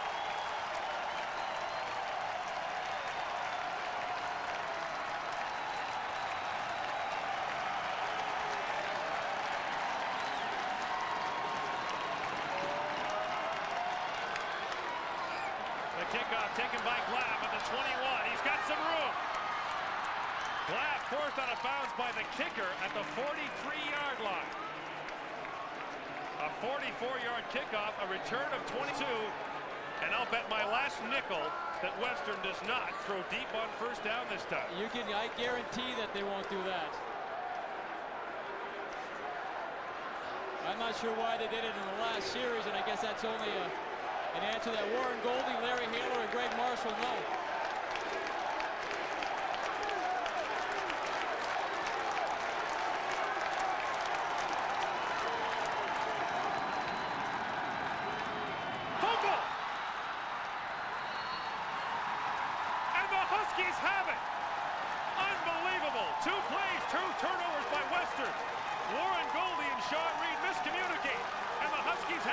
football. Steve Cornish with the recovery. This is a new play that Western put in for Saskatchewan, the counter tackle trap. They haven't run it a lot. They try to hand the ball deep in the backfield. And you can see the timing is off. Warren Goldie does not get it into the pocket that Sean Reed puts there, and they lose the ball. Wow. And the Huskies, who might have been practicing their concession speech with 10 minutes to go on the fourth, can now smell victory. They're down by 6. 2 turnovers in the last 2 series.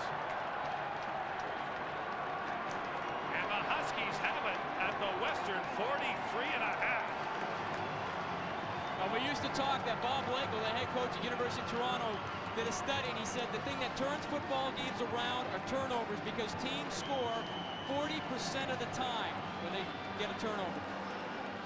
Saskatchewan turned the last one into a touchdown.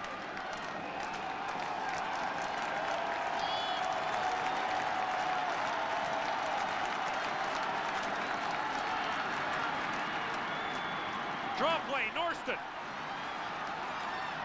And he's up to the 36-yard line for a gain of 7. And this is the interesting thing now. Not only field position, but with 3:46 left, they don't have to throw the ball every now and now. They can rely a bit on their running game. They get back, they give the draw, Norston slides it outside. Derek Crete makes a tackle.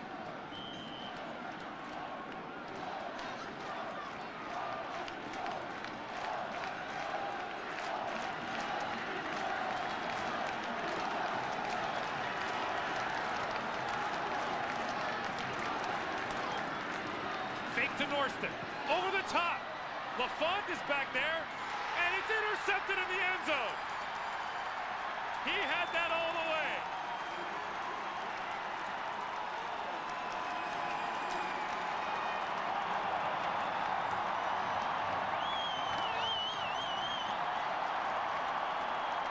Mustangs 1st and 10 at their 10. Toss to Reed. And Reed gets 4.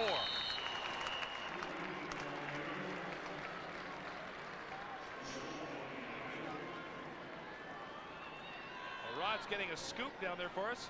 We were stressed for they play fast, you know, no adults, and we have to break the momentum, and we did it.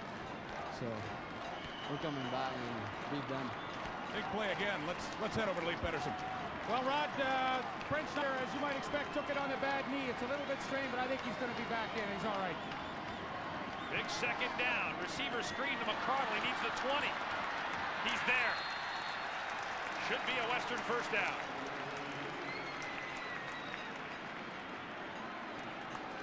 This shows great discipline on behalf of Tom McConnell, because he looks like he can run this outside and beat people, but Louis Simon is there. McConnell does the right thing, comes back inside and makes sure he gets the first down.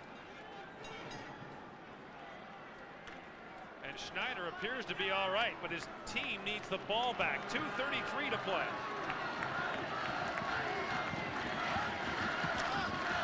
Here's Reed again. Looking for a block. He stumbles at the 20, no gain. It's a good job by Saskatchewan's defense, because this is the situation they want Western in. A passing down. Force Western on 2nd and long to throw the ball. If it's incomplete, it stops the clock. It's a sweep. I think he gets it caught up in here with the guard, Steve Fleck. Just kind of hits the back of his foot. Stumbles. But Saskatchewan is right there. 2nd and 10.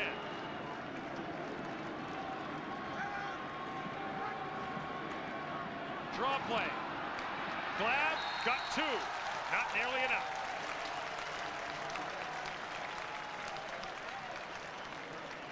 And look at the face of Warren Musica. Think he cares about the cut? Not a bit. Leaf? Well, Gordon, Jamie, good news on the Saskatchewan side. Brent Schneider will return and give it a big finish here. And Schneider has set the Vanier Cup record for most yards passing in a game, breaking the old record held by Forrest Kennard, who led the Alberta Golden Bears to a Vanier Cup win over Ottawa back in 1980. He'll get one more chance to win the game. Jagas back in his 10 to punt. Wist and Olenek are back deep to receive.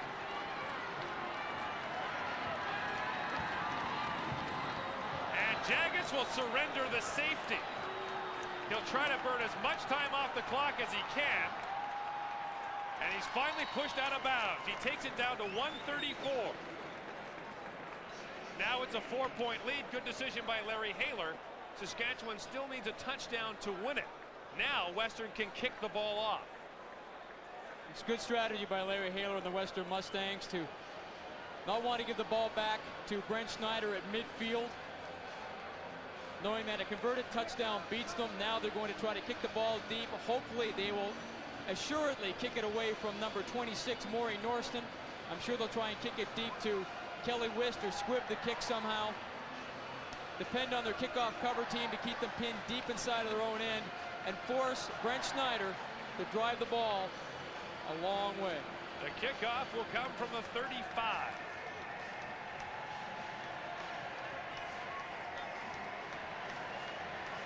Bob LaRose, the defensive coordinator for Western, who took over as the interim head coach when Larry Haler went on sabbatical.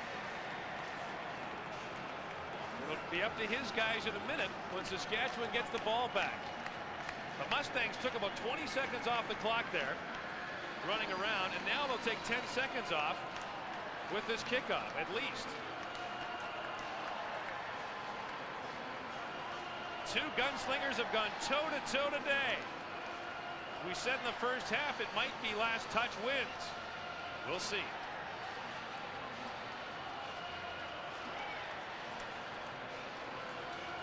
Jaga to kick it off from the 35.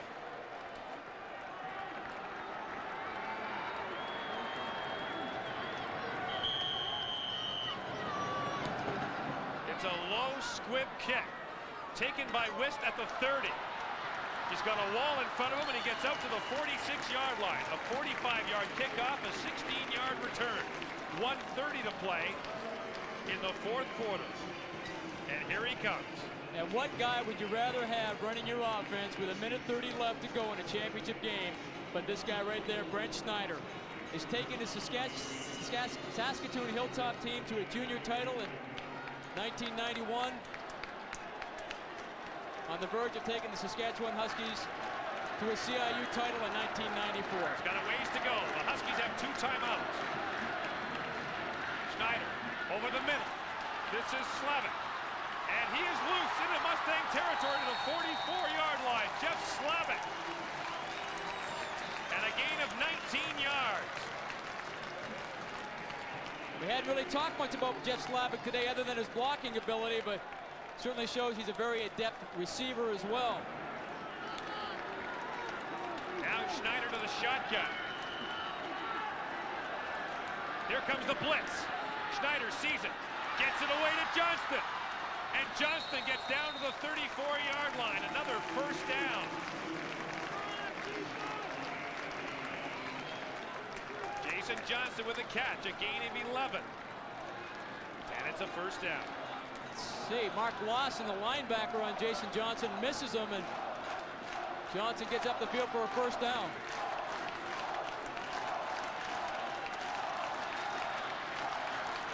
Low snap. Schneider, end zone, Blackburn, touchdown!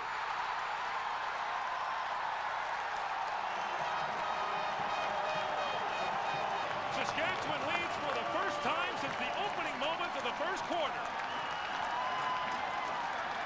Gets a low snap, does a nice job of recovering, but great protection. He's looking at Blackburn all the way. He's against Anthony Lane. And what a great throw and catch. Wow.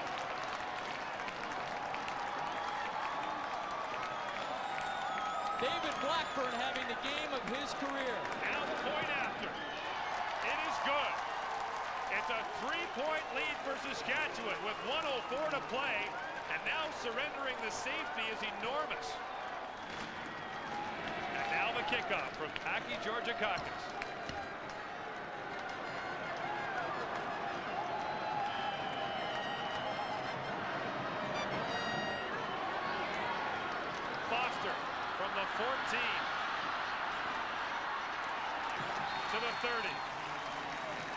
Check that. It was Damian Lowry, a 51-yard kick, a 16-yard return.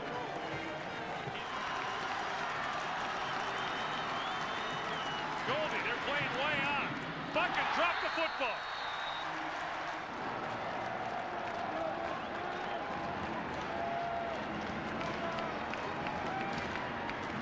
Now, one thing you have to wonder about what Western's doing, Steve Buchan is going to be a great football player maybe someday for Western, but he's a freshman right now. You have to start to go to the money people, Tom McConnell, McGregor, and your tight end, Stuart Beek.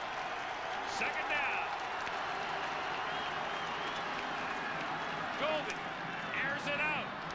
And it's caught for a first down by Sandy McGregor.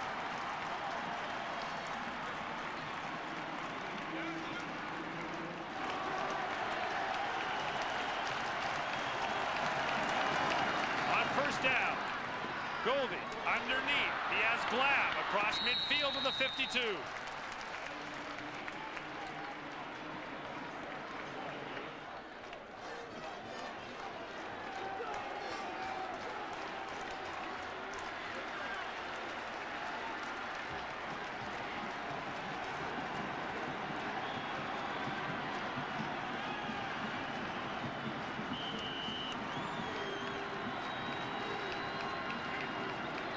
Goldie. The quick out, and Foster gets out of bounds at the 46.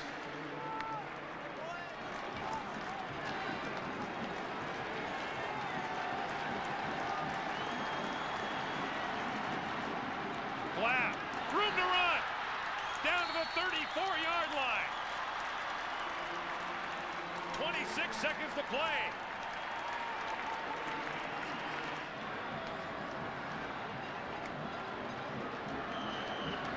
Running.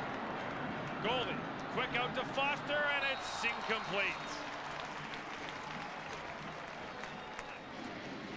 The ball is at the 35.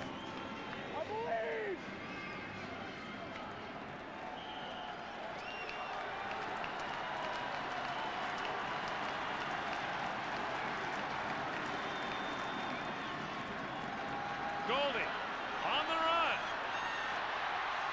He's got a long way to go. He throws it up, and it is out of bounds. He was looking for Tom McConnell, but he's out of bounds. 3rd and 10. And here comes Jagus.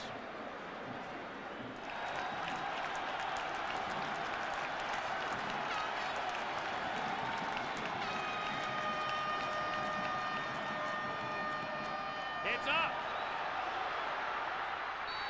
And good.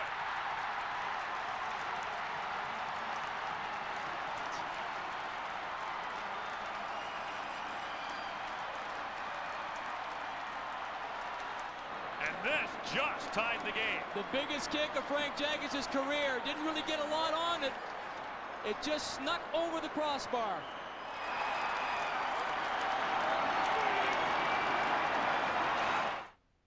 There are places that charge higher prices than we do, and there is a market for that.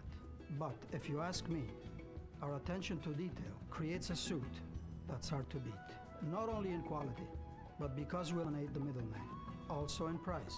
And as you have let us know, there's an even bigger market for that. Year in and year out, no one sells more suits in Canada than Moores. Well made, well priced, well dressed. Moores. What's the real sports fan looking for? More scores, stats, information, more expert analysis, more coverage of your team. All the details, all the time, anywhere. What the real sports fan needs is tsnmax.ca. tsnmax.ca offers detailed sports information from Canada's leading sports experts. Email alerts, web alerts, wireless access, pools, and you can personalize it so you get all the information you need. tsnmax.ca. Max you sports IQ. Even at 37, the 30th Vanier Cup will be the first to go to overtime. And Saskatchewan will start the first overtime period. I'm not sure if there's any emotion left for this crowd. Let alone the players.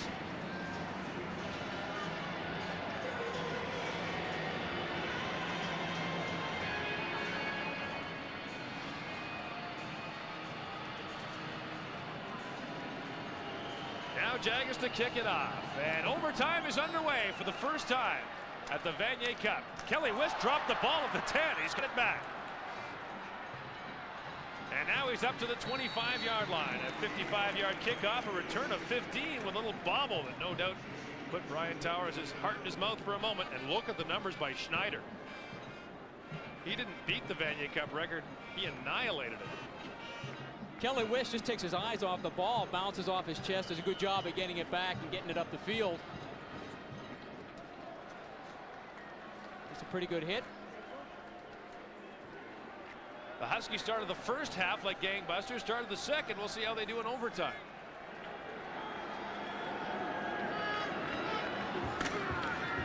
Draw play to Norston.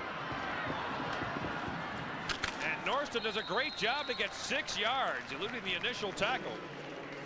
Norston tackled by Paul Priestner. And here are the numbers through 4 quarters. 608 net yards for Saskatchewan, 516 for Western. The Mustangs had 60 more after 3 quarters. That is absolutely incredible, both of those sets of numbers. Over 1,100 yards of offense. Wow.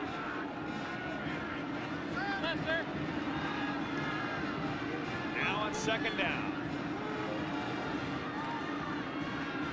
Schneider over the middle. He's got Slavik, and Slavik should have a first down. He's tripped up at the 36-yard line. And that should get him the first down yardage, or at least close to it. Sorry, Gord. Brent Snyder's starting to do a really nice job of using his backs now. We talked about Maury Norston. Now Jeff Slavik is getting a little bit more involved in the game plan. Not only as a blocker, but now as a pass receiver.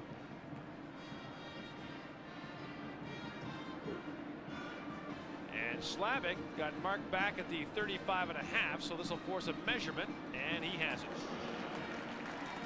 Well, it's interesting how much of a deflation there is, Jamie, after you get the wild end of the fourth quarter, people going crazy, and then you go to overtime, and it's like a new game, and the crowd kind of relaxes and sags a bit. You wonder if it affects the teams.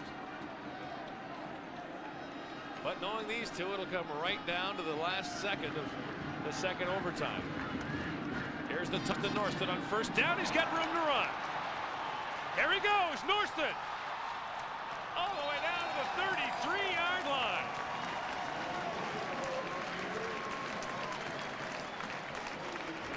It's a gain of 43 yards. They like to run the toss to the weak side with Norston. They get Bell out there again, number 66, and he makes a nice block of Brian Heslop, and then the receivers downfield do a good job against the secondary. Tim Hughes has to come all the way over and make a big stop. Great numbers for Maury Norston, 174 yards and only 16 carries, over 10 yards per carry. On first down, Schneider to the flat. He's got Blackburn. And Blackburn is down to the 23-yard line, a yard short of the first down after a gain of 9. And you know, we talked a little bit about the fitness level. Western's defensive line look very fatigued right now. They're not getting any pressure at all on Brent Snyder. Just take a look at the time he has. Sits, waits. Finds Blackburn.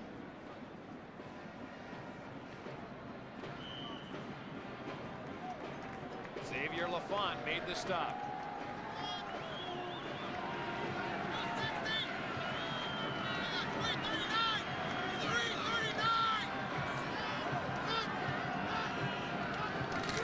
Flags are down.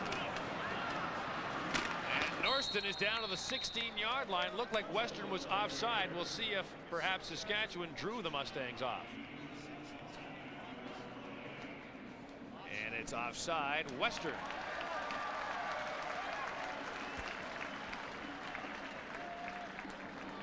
Offside, Western, number 39, Saskatchewan, first down. To the left of your screen, number 39. He sees the crack coming down by Jason Johnson, and he gets a little antsy and steps across. Let's go to Leif Pettersson. Well, Gord, Jamie just mentioned a few minutes ago that he thought Western looked fatigued. That's exactly what the Huskies are saying on their bench. They're saying, hey, they're tired, and we're in better shape. It should be our overtime. One thing that could be a factor is travel. Saskatchewan had to fly a long way to the Atlantic Bowl last week, some 4,500 miles one way, and then come back here a few days later. They got plenty of life right now, though. First down at the 18.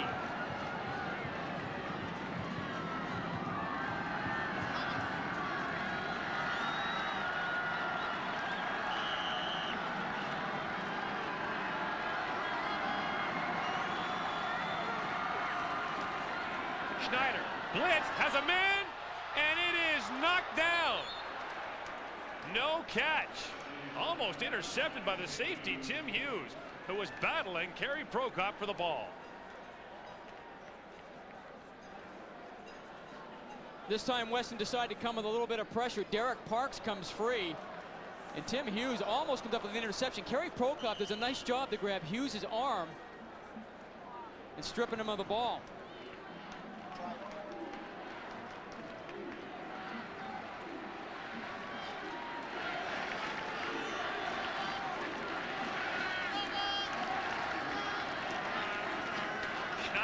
Here comes the blitz, dumps it off, short for Norston.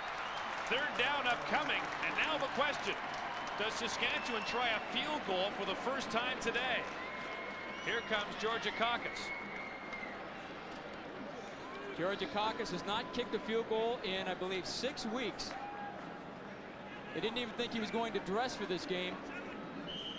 They put the ball down to 23. This would be Saskatchewan's longest field goal of the season.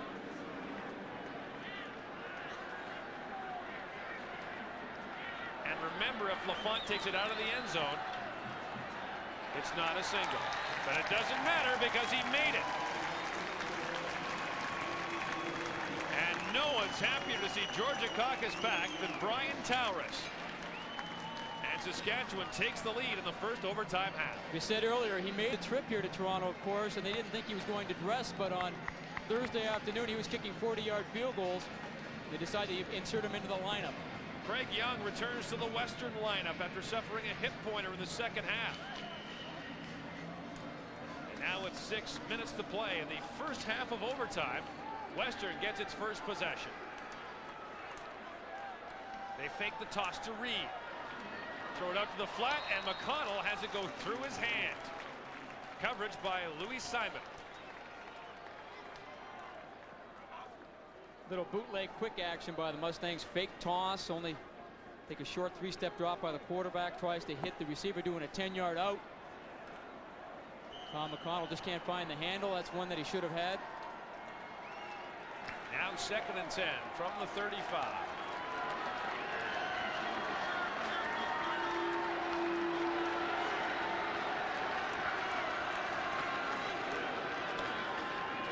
Goldie, all kinds of time, guns it over the middle, and it is intercepted. Picked off by Dan Stewart at Saskatchewan's 47-yard line.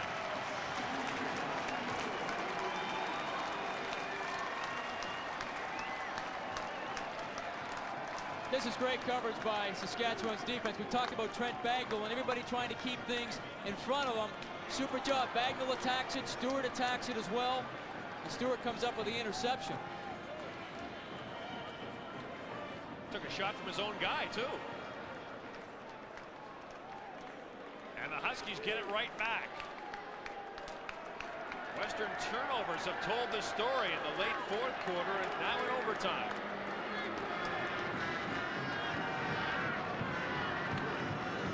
Here's Norston on the draw play. Cross midfield to the 53.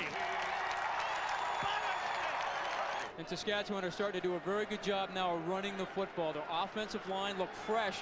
Western's defensive line look a bit fatigued. 2nd and 8. Here's Norston again. He's got the first down and more. Still going. One man to beat, and again the safety. Tim Hughes, the only thing standing between Maury Norston and the end zone. A 21-yard gain. Maury Norston looks like he just got onto the field for the first time. He looks very, very fresh. Just keeps his legs moving. Western can't get over and pursue very well. Crete misses the tackle. It has to be Tim Hughes making the tackle once again downfield. But when you're fatigued, you can't flow as well to the football. You can't shed your blocks as well. That tackle saved the touchdown. Now David Burney and the rest of the Mustangs dig in.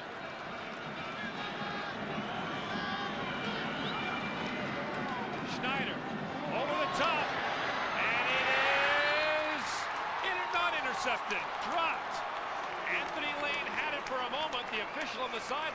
caught it, but the official in the end zone said he did not.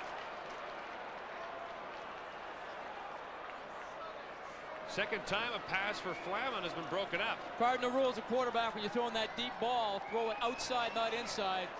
Good call by the official. He did not have the football. You can see it clearly hit the ground and bounced out. It's a good thing Larry Haler and Brian Towers are both young men.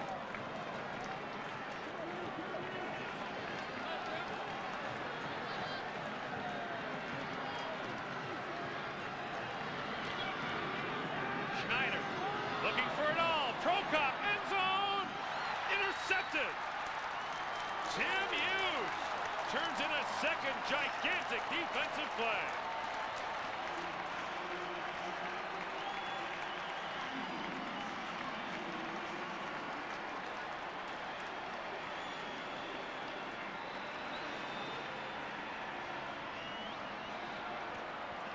Prokop got into that seam, and it looked like he was behind Tim Hughes, but Hughes made a great recovery. Xavier Lafont knocks Kerry Prokop down, and Hughes comes down with a huge interception. Schneider now 1 for 5 in overtime with 1 interception. Western gets it back at its 10. 3:21 to go in the first overtime period. Goldie up the throw to the flat. And he has McConnell. McConnell still going up to the 31-yard line. A gain of 21 yards and a first down.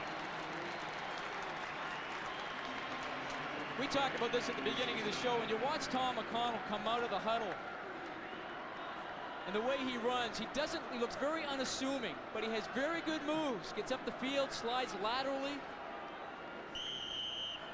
Deceptive receiver. Now it's first down for the Mustangs at their 31. 3 minutes to play in the first overtime half. Goldie, receiver screen to McConnell. He's going to throw. And it is incomplete.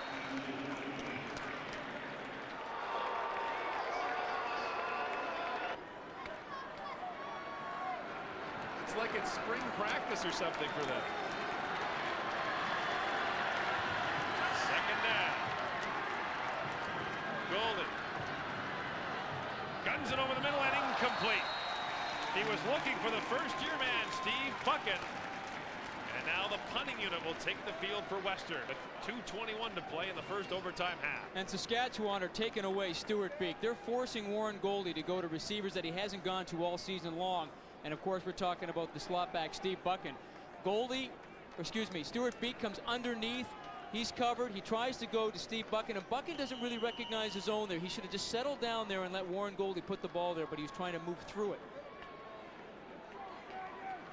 Leaf. Well, Gord, Jamie makes a good point. What Saskatchewan wants to do is Stuart Beek is play an inside-out game with the halfback and the linebacker and force Goldie to go to the outside. Absolutely right. Jagus. Low kick to Wist, and it goes out of bounds at the 46-yard line. A 34-yard punt and no return. 2:15 to play in the first overtime half.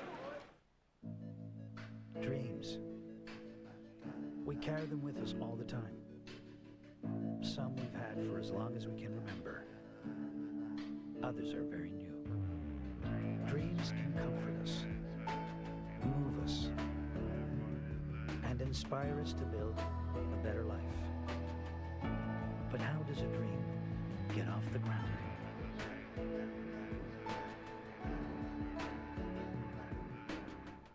We pitted Castrol Syntec 1030 against the leading conventional oils in some of the world's toughest tests.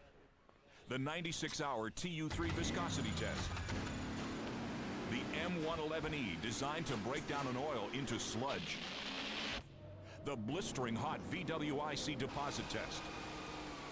Not one conventional oil could pass all these tests. Then again, there's nothing conventional about Syntec. Castrol Syntec protects in ways other oils can't. We're at Skydome in Toronto. It's the 30th Vanier Cup, the first in the history of this game to go to overtime. Western had a 20-point lead over Saskatchewan with 10 minutes to play. The Huskies rallied back with 3 touchdowns thanks to a couple of Western turnovers. And this is the first overtime half. They play 2 10-minute non-sudden death halves. Here's Maury Norson on the toss. And Norson fights way ahead for a gain of 5 as he crosses the 50. That's been a great play for Saskatchewan this afternoon to the short side. Doesn't really look like Maury Norson's getting much in that play, but when you get up and you look at the yardsticks, you go, gosh, he got 6 yards on that.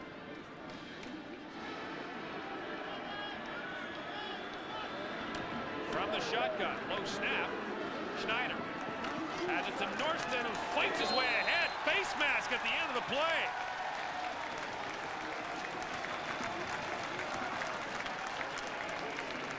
And this will improve Saskatchewan's field position measurably. Just take a look at the strength of Maury Norston. When he gets turned around, look at his legs, just drive, drive, drive. Todd McKay, number 20, the defensive back, has to haul him down by his face mask. Unnecessary roughness, grasping the face mask. Number 20 Western, first down, Saskatchewan.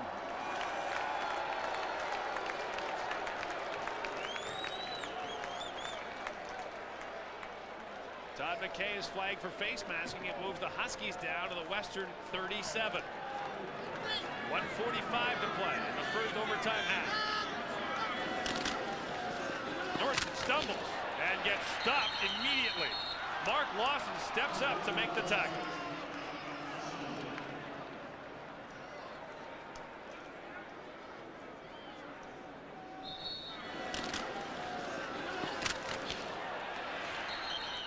Pretty good hit by Mark Lawson. This late in the game, that hurts a ton. And there's an injured Western Ontario Mustang. It's Toby McHale, who has an interception in this football game.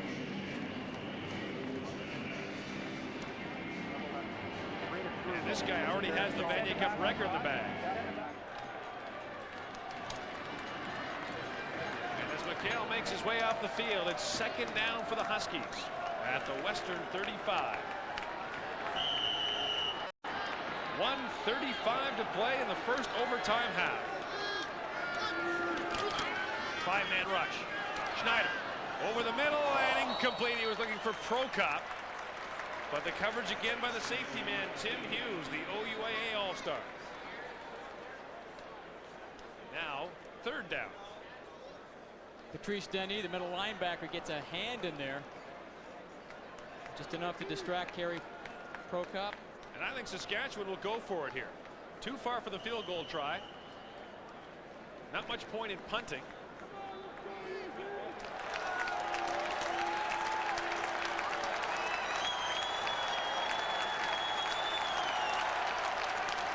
Schneider looking deep, and it's too far for Prokop.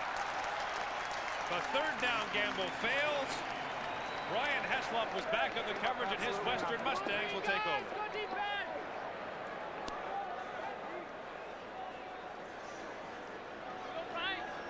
And with 1:24 to play in the first overtime half, Western gets the ball back at the 35. And a chance perhaps to tie it before the first overtime half ends. I'm sure that's what they're looking at right now with a minute 24 left in the first overtime.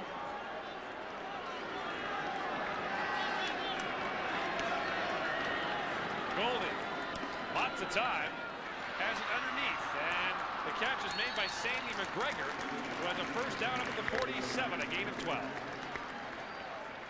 Saskatchewan have made a lot of changes in their secondary. Dan Stewart, who lined up initially as the inside halfback, is now playing corner. Taking the place of his brother Mike, who was shaken up earlier. And in to replace Dan Stewart at that inside halfback spot is number 27, Corey Toms.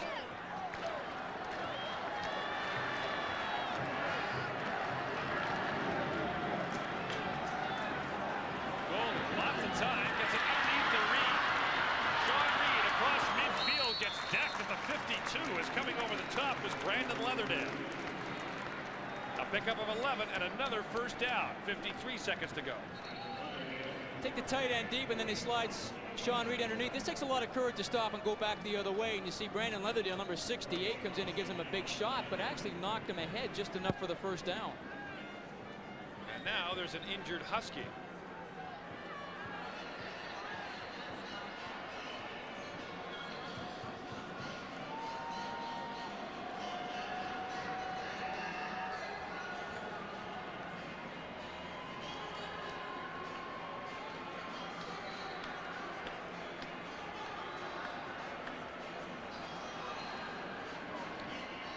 Miller talking it over with his offensive coordinator.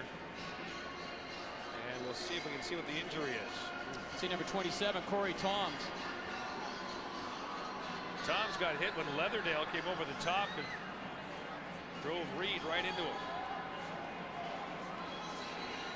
Well, he's moving. That's the good sign. Now injuries really become a factor for the Saskatchewan defensive backfield. Mike Stewart, the freshman, comes back in to play the corner as Dan Stewart will go back to his halfback position.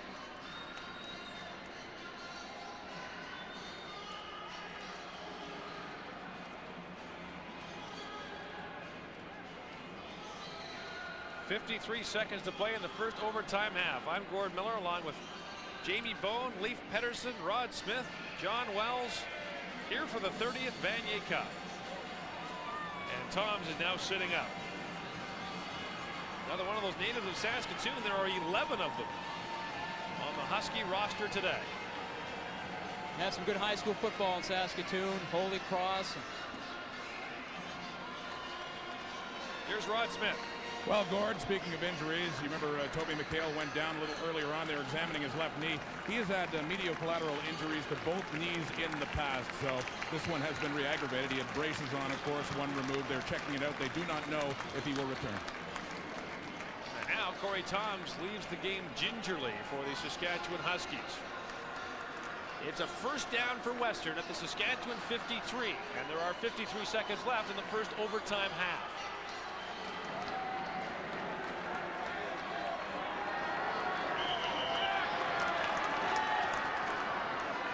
Receiver screen to McConnell. McConnell waiting to set up his blocks. Now he does. Inside the 40 to the 37. Gain of 16 yards. We saw Maury Norston earlier. We talked about his experience in being able to follow his blocks in the screen. McConnell now does the same thing. Again, the receiver screen. Now he waits for his offensive lineman, Sonny Parada, Steve Fleck, to get outside in front of him. Waits for the blocks, doesn't become impatient. Now he picks his way and gets up the field for a big gain. And a first down. Clock is running. They give to Glab. And Glab gets inside the 30 to the 29. And now Western will call timeout.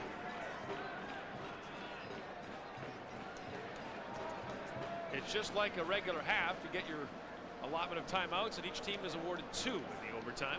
You see, one of the things Larry Haler's looking at right now, he's saying, you know, we're on the 29-yard line with 28 seconds left. This is a great opportunity for us to try and score a touchdown. Let's not be thinking field goal, but let's not play crazy now. Let's not throw anything up, give them anything. But still, we've got a chance to score a touchdown. We're deep inside of their end. Let's play smart.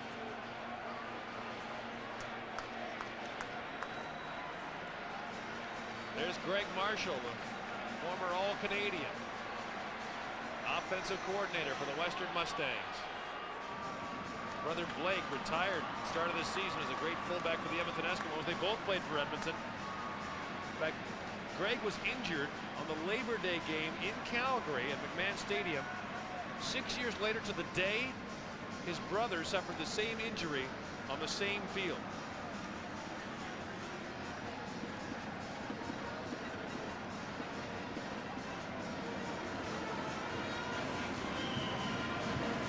Second and short.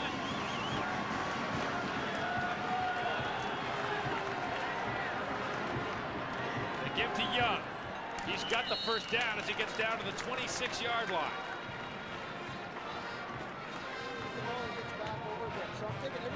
I'm talking about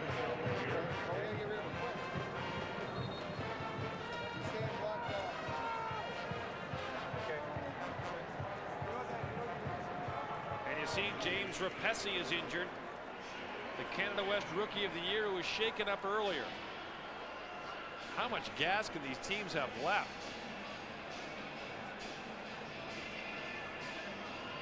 And there's Frank Jagus, who might get another chance to tie the football game.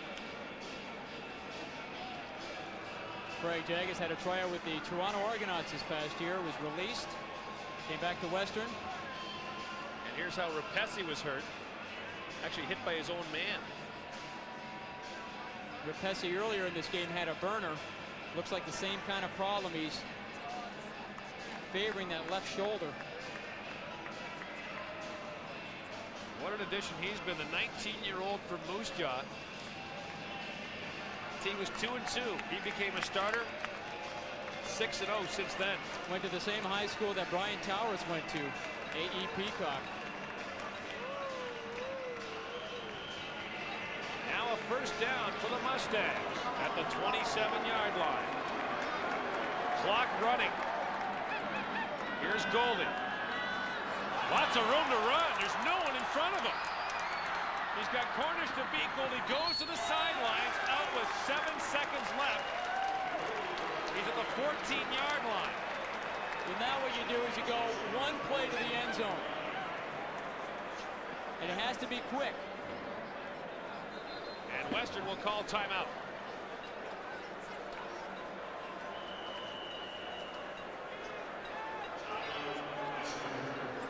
This game has had absolutely everything. I thought last year's Vanier Cup was unbelievable.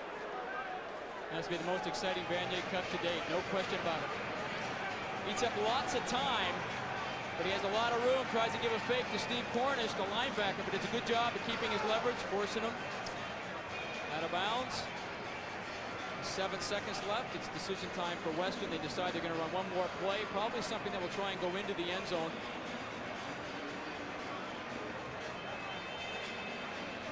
Rod Smith. Well, Gord, one thing they were talking about as they huddled there on the sideline, one comment, throw it on time, throw it on time. Goldie was concerned that if his man's not open, what he does, he's got to worry about that precious time ticking down. Looks like they'll have that one planned route. If it's there, they'll go for it. He'll obviously try to avoid the interception by throwing it a little bit far in the outstretched hands of somebody, but he wants to make sure he throws it on time and doesn't dawdle at all. The one thing Goldie doesn't want to do is get flushed out of the pocket and start running, because then he's got nowhere to go. So one shot for the end zone and a Western lead. If not, it'll be a field goal try on the final play of the first overtime half.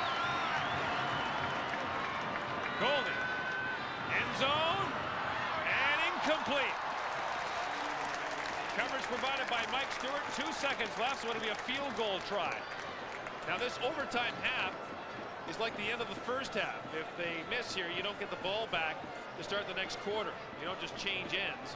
There'll be a kickoff to open the second half. Throwing just a little, throwing just a little bit behind McConnell. They run bootleg quick. Good coverage by Mike Stewart.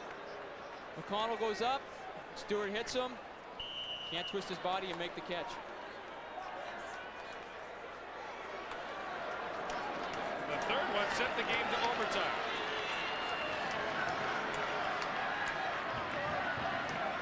From 21 yards out, Jaggis puts it up and good.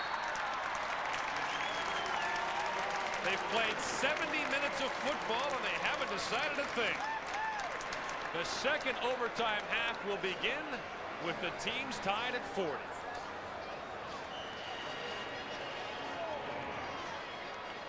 The 30th Vanier Cup is in overtime.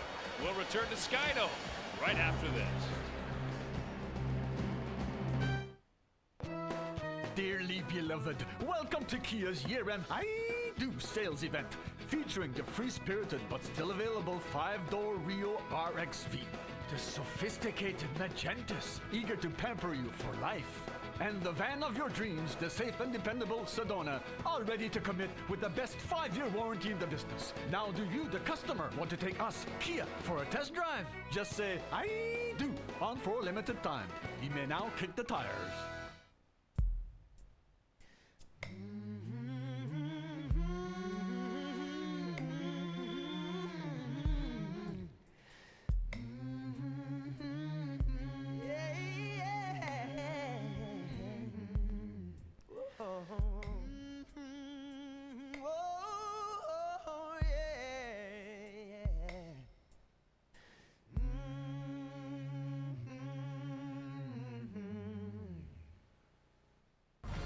Sports Center with Dutch and Duffy, weeknights on TSN. First down, Mustangs. Here comes that counter play to Lowry, nowhere. Great play by David Guthrie. to stop Damian Lowry on that slot back counter that Western loves to run. It's a loss of 4. And this is inexperience on behalf of Lowry. He's a first-year player. He's being kicked out, Guthrie. He's got to pull through there. He can't outrun it. Guthrie plays that perfectly. Gets outside leverage, tries to force him inside, and if he wants to try and outrun him, he's got position. P.J. Gleason gets enough of him, and if he goes inside, he's got a lot of room. In the first quarter, Guthrie made a great play, jumped in the air, waved his arms. He's so tired now, he was life and death to get up at the end of that play. 2nd and 14. Draw play to Glab. And he stops at the 25. He'll be 7 yards short of a first down. Here comes the field goal unit.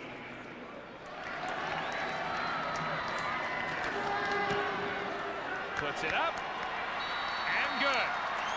5 for 5 is the all-time leading scorer for Western. And the Mustangs have the lead in overtime. 43-40 with 4:28 to play.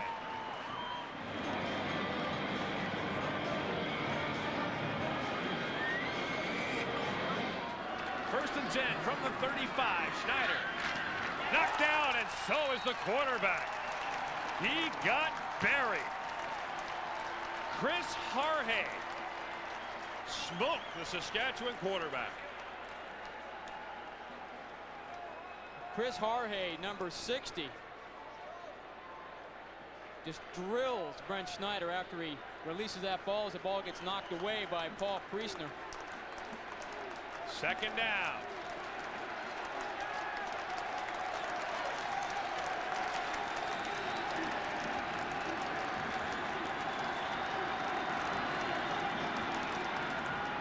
Schneider has it tipped up and almost intercepted. Derek Crete got his hands on it. Schneider has missed his last 4 passes, and Saskatchewan will have to punt.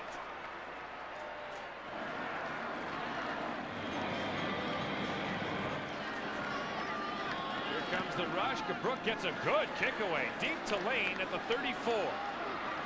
But it was low, and he can return it. Here he comes, Anthony Lane. One man to beat. It's the kicker. And here he goes, Anthony Lane. Touchdown, Western.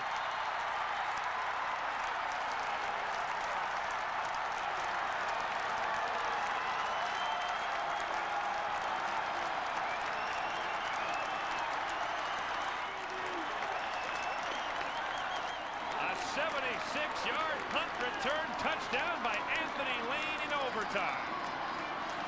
And he was due.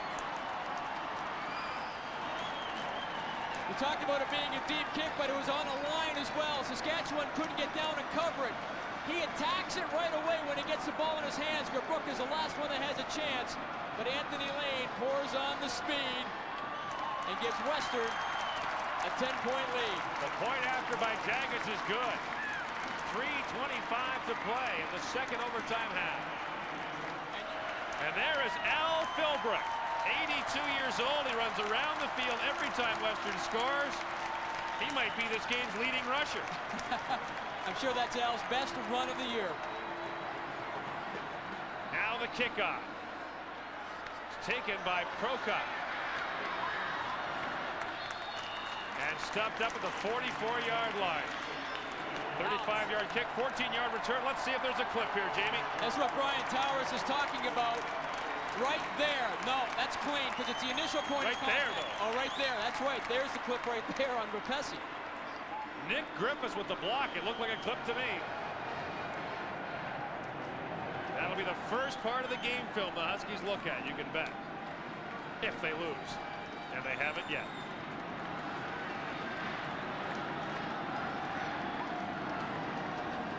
First down.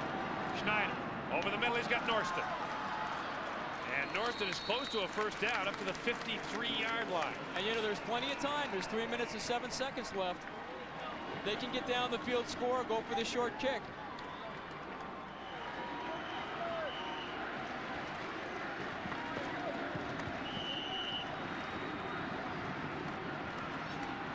And on second down, it is easily a first down for Maury Norston, who crosses midfield and gets into Western territory at the 50.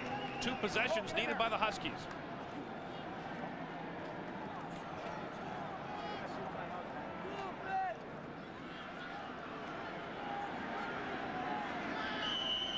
and forth they've gone.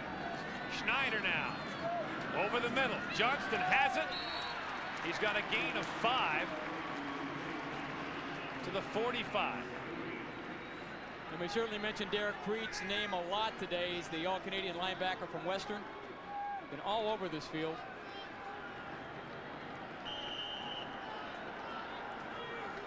Here comes the blitz. Schneider gets it away. High pass. Great catch. Kerry Prokop has a first down to the 35.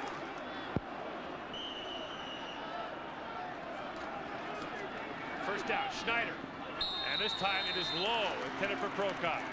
And they're coming after the Saskatchewan quarterback. Yeah, Western are really trying to bring all sorts of different people. They're bringing linebackers and they're bringing some of their secondary people as well. They don't want to give Brent Schneider time to throw, but the danger in that is that if they pick up the blitz and he gets one-on-one coverage, he'll kill you.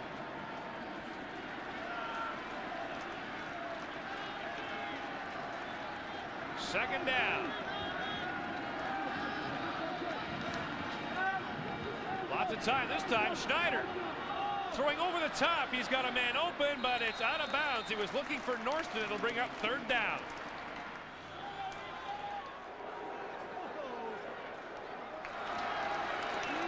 Here it comes. 3rd and 10.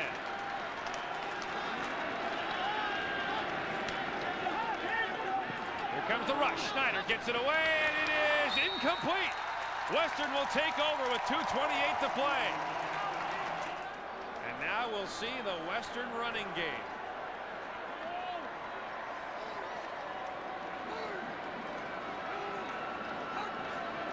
Toss to Sean Reed. And Reed gets 6 tough yards out to the 41.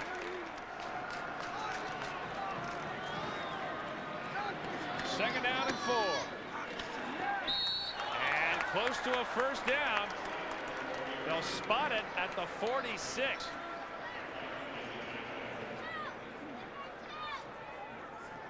And this should be a first down. It is for Western. Big first down for the Mustangs. 1:45 to play in the second overtime half. Here's Reed getting outside. He does not want to go out of bounds. And had he would have faced his own coach, Greg Marshall, who screamed at him to stay in bounds. Well, I think everybody was screaming at him.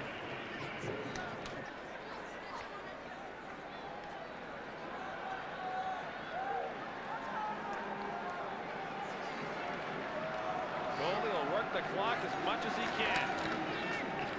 Sean Reed across midfield. He gets to the 54, which is where he needed to be for the first down. And very close to it. If he's got it, it's game over for Saskatchewan.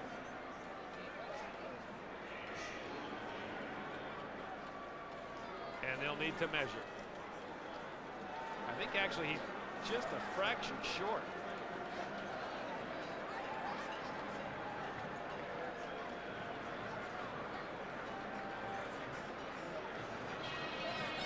And they stretch it out. It's close. He's got the first down. 1:16 to go in the second half of overtime. So the Huskies cannot stop the clock as much as they'd like. They have one timeout remaining. Here's the give to Reed. Stopped up at the 52 for a gain of 3.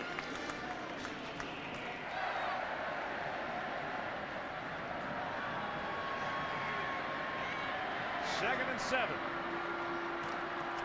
Glab, the fullback, got 3 down to the 48. And now the punting unit comes out for Western, and Warren Goldie leaves the field. The last undefeated team to win the Vanier Cup, the UBC Thunderbirds, back in 1982. Western is 36 seconds away from duplicating that feat. Jagas fumbled the snap, and he's buried at the 50. Well, the Huskies have the football. 32 seconds left. They need a quick touchdown, a short kick, and then they can kick a field goal to send it into another overtime. It's not over yet. Oof. Some of the most basic things that you think you can accomplish and do that are automatic. Sometimes in big games you lose your concentration. But Frank Jaggers did the right thing. He did not try to kick it. Schneider's limping. He'll get a shot. And Western's playing way off the ball. Schneider underneath the Maury Norston. Norston's down to the 37, but Western more than happy to allow him to do that. The Huskies hurry up to the ball.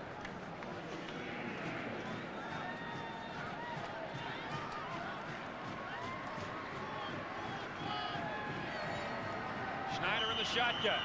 Clock running. To the sidelines to Norston, and the pass is out of his reach. I think it was tipped by number 39, Paul Priestner. Now on second down, Schneider will need to go to the end zone.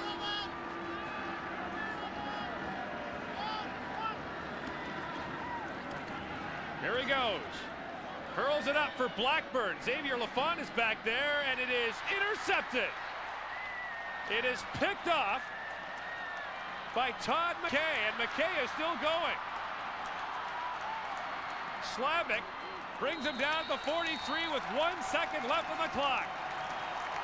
That'll do it for the Western Mustangs, who will simply have to down the football and win the first overtime game in the history of the Vanier Cup.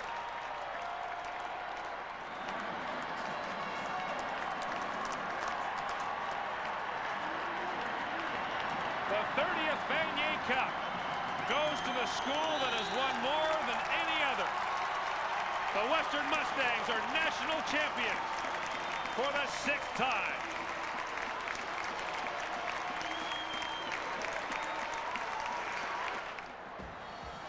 Western wins it in overtime, 50-40 over Saskatchewan. The 30th Vanier Cup was a thriller indeed.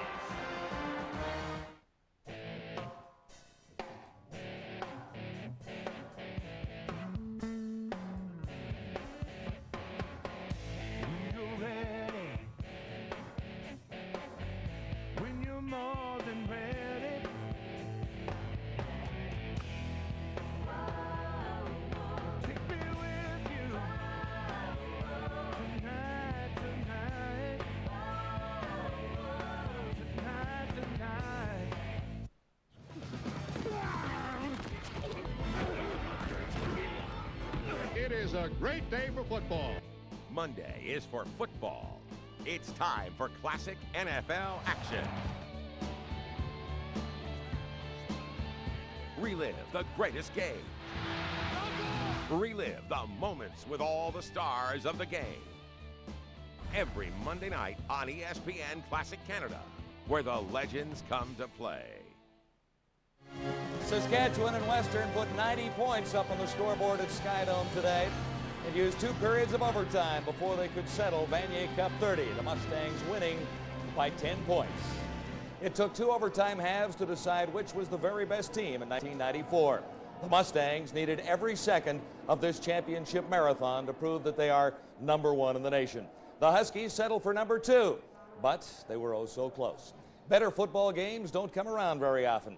And we thank you for joining us for Vanier Cup 30 at Skydome today.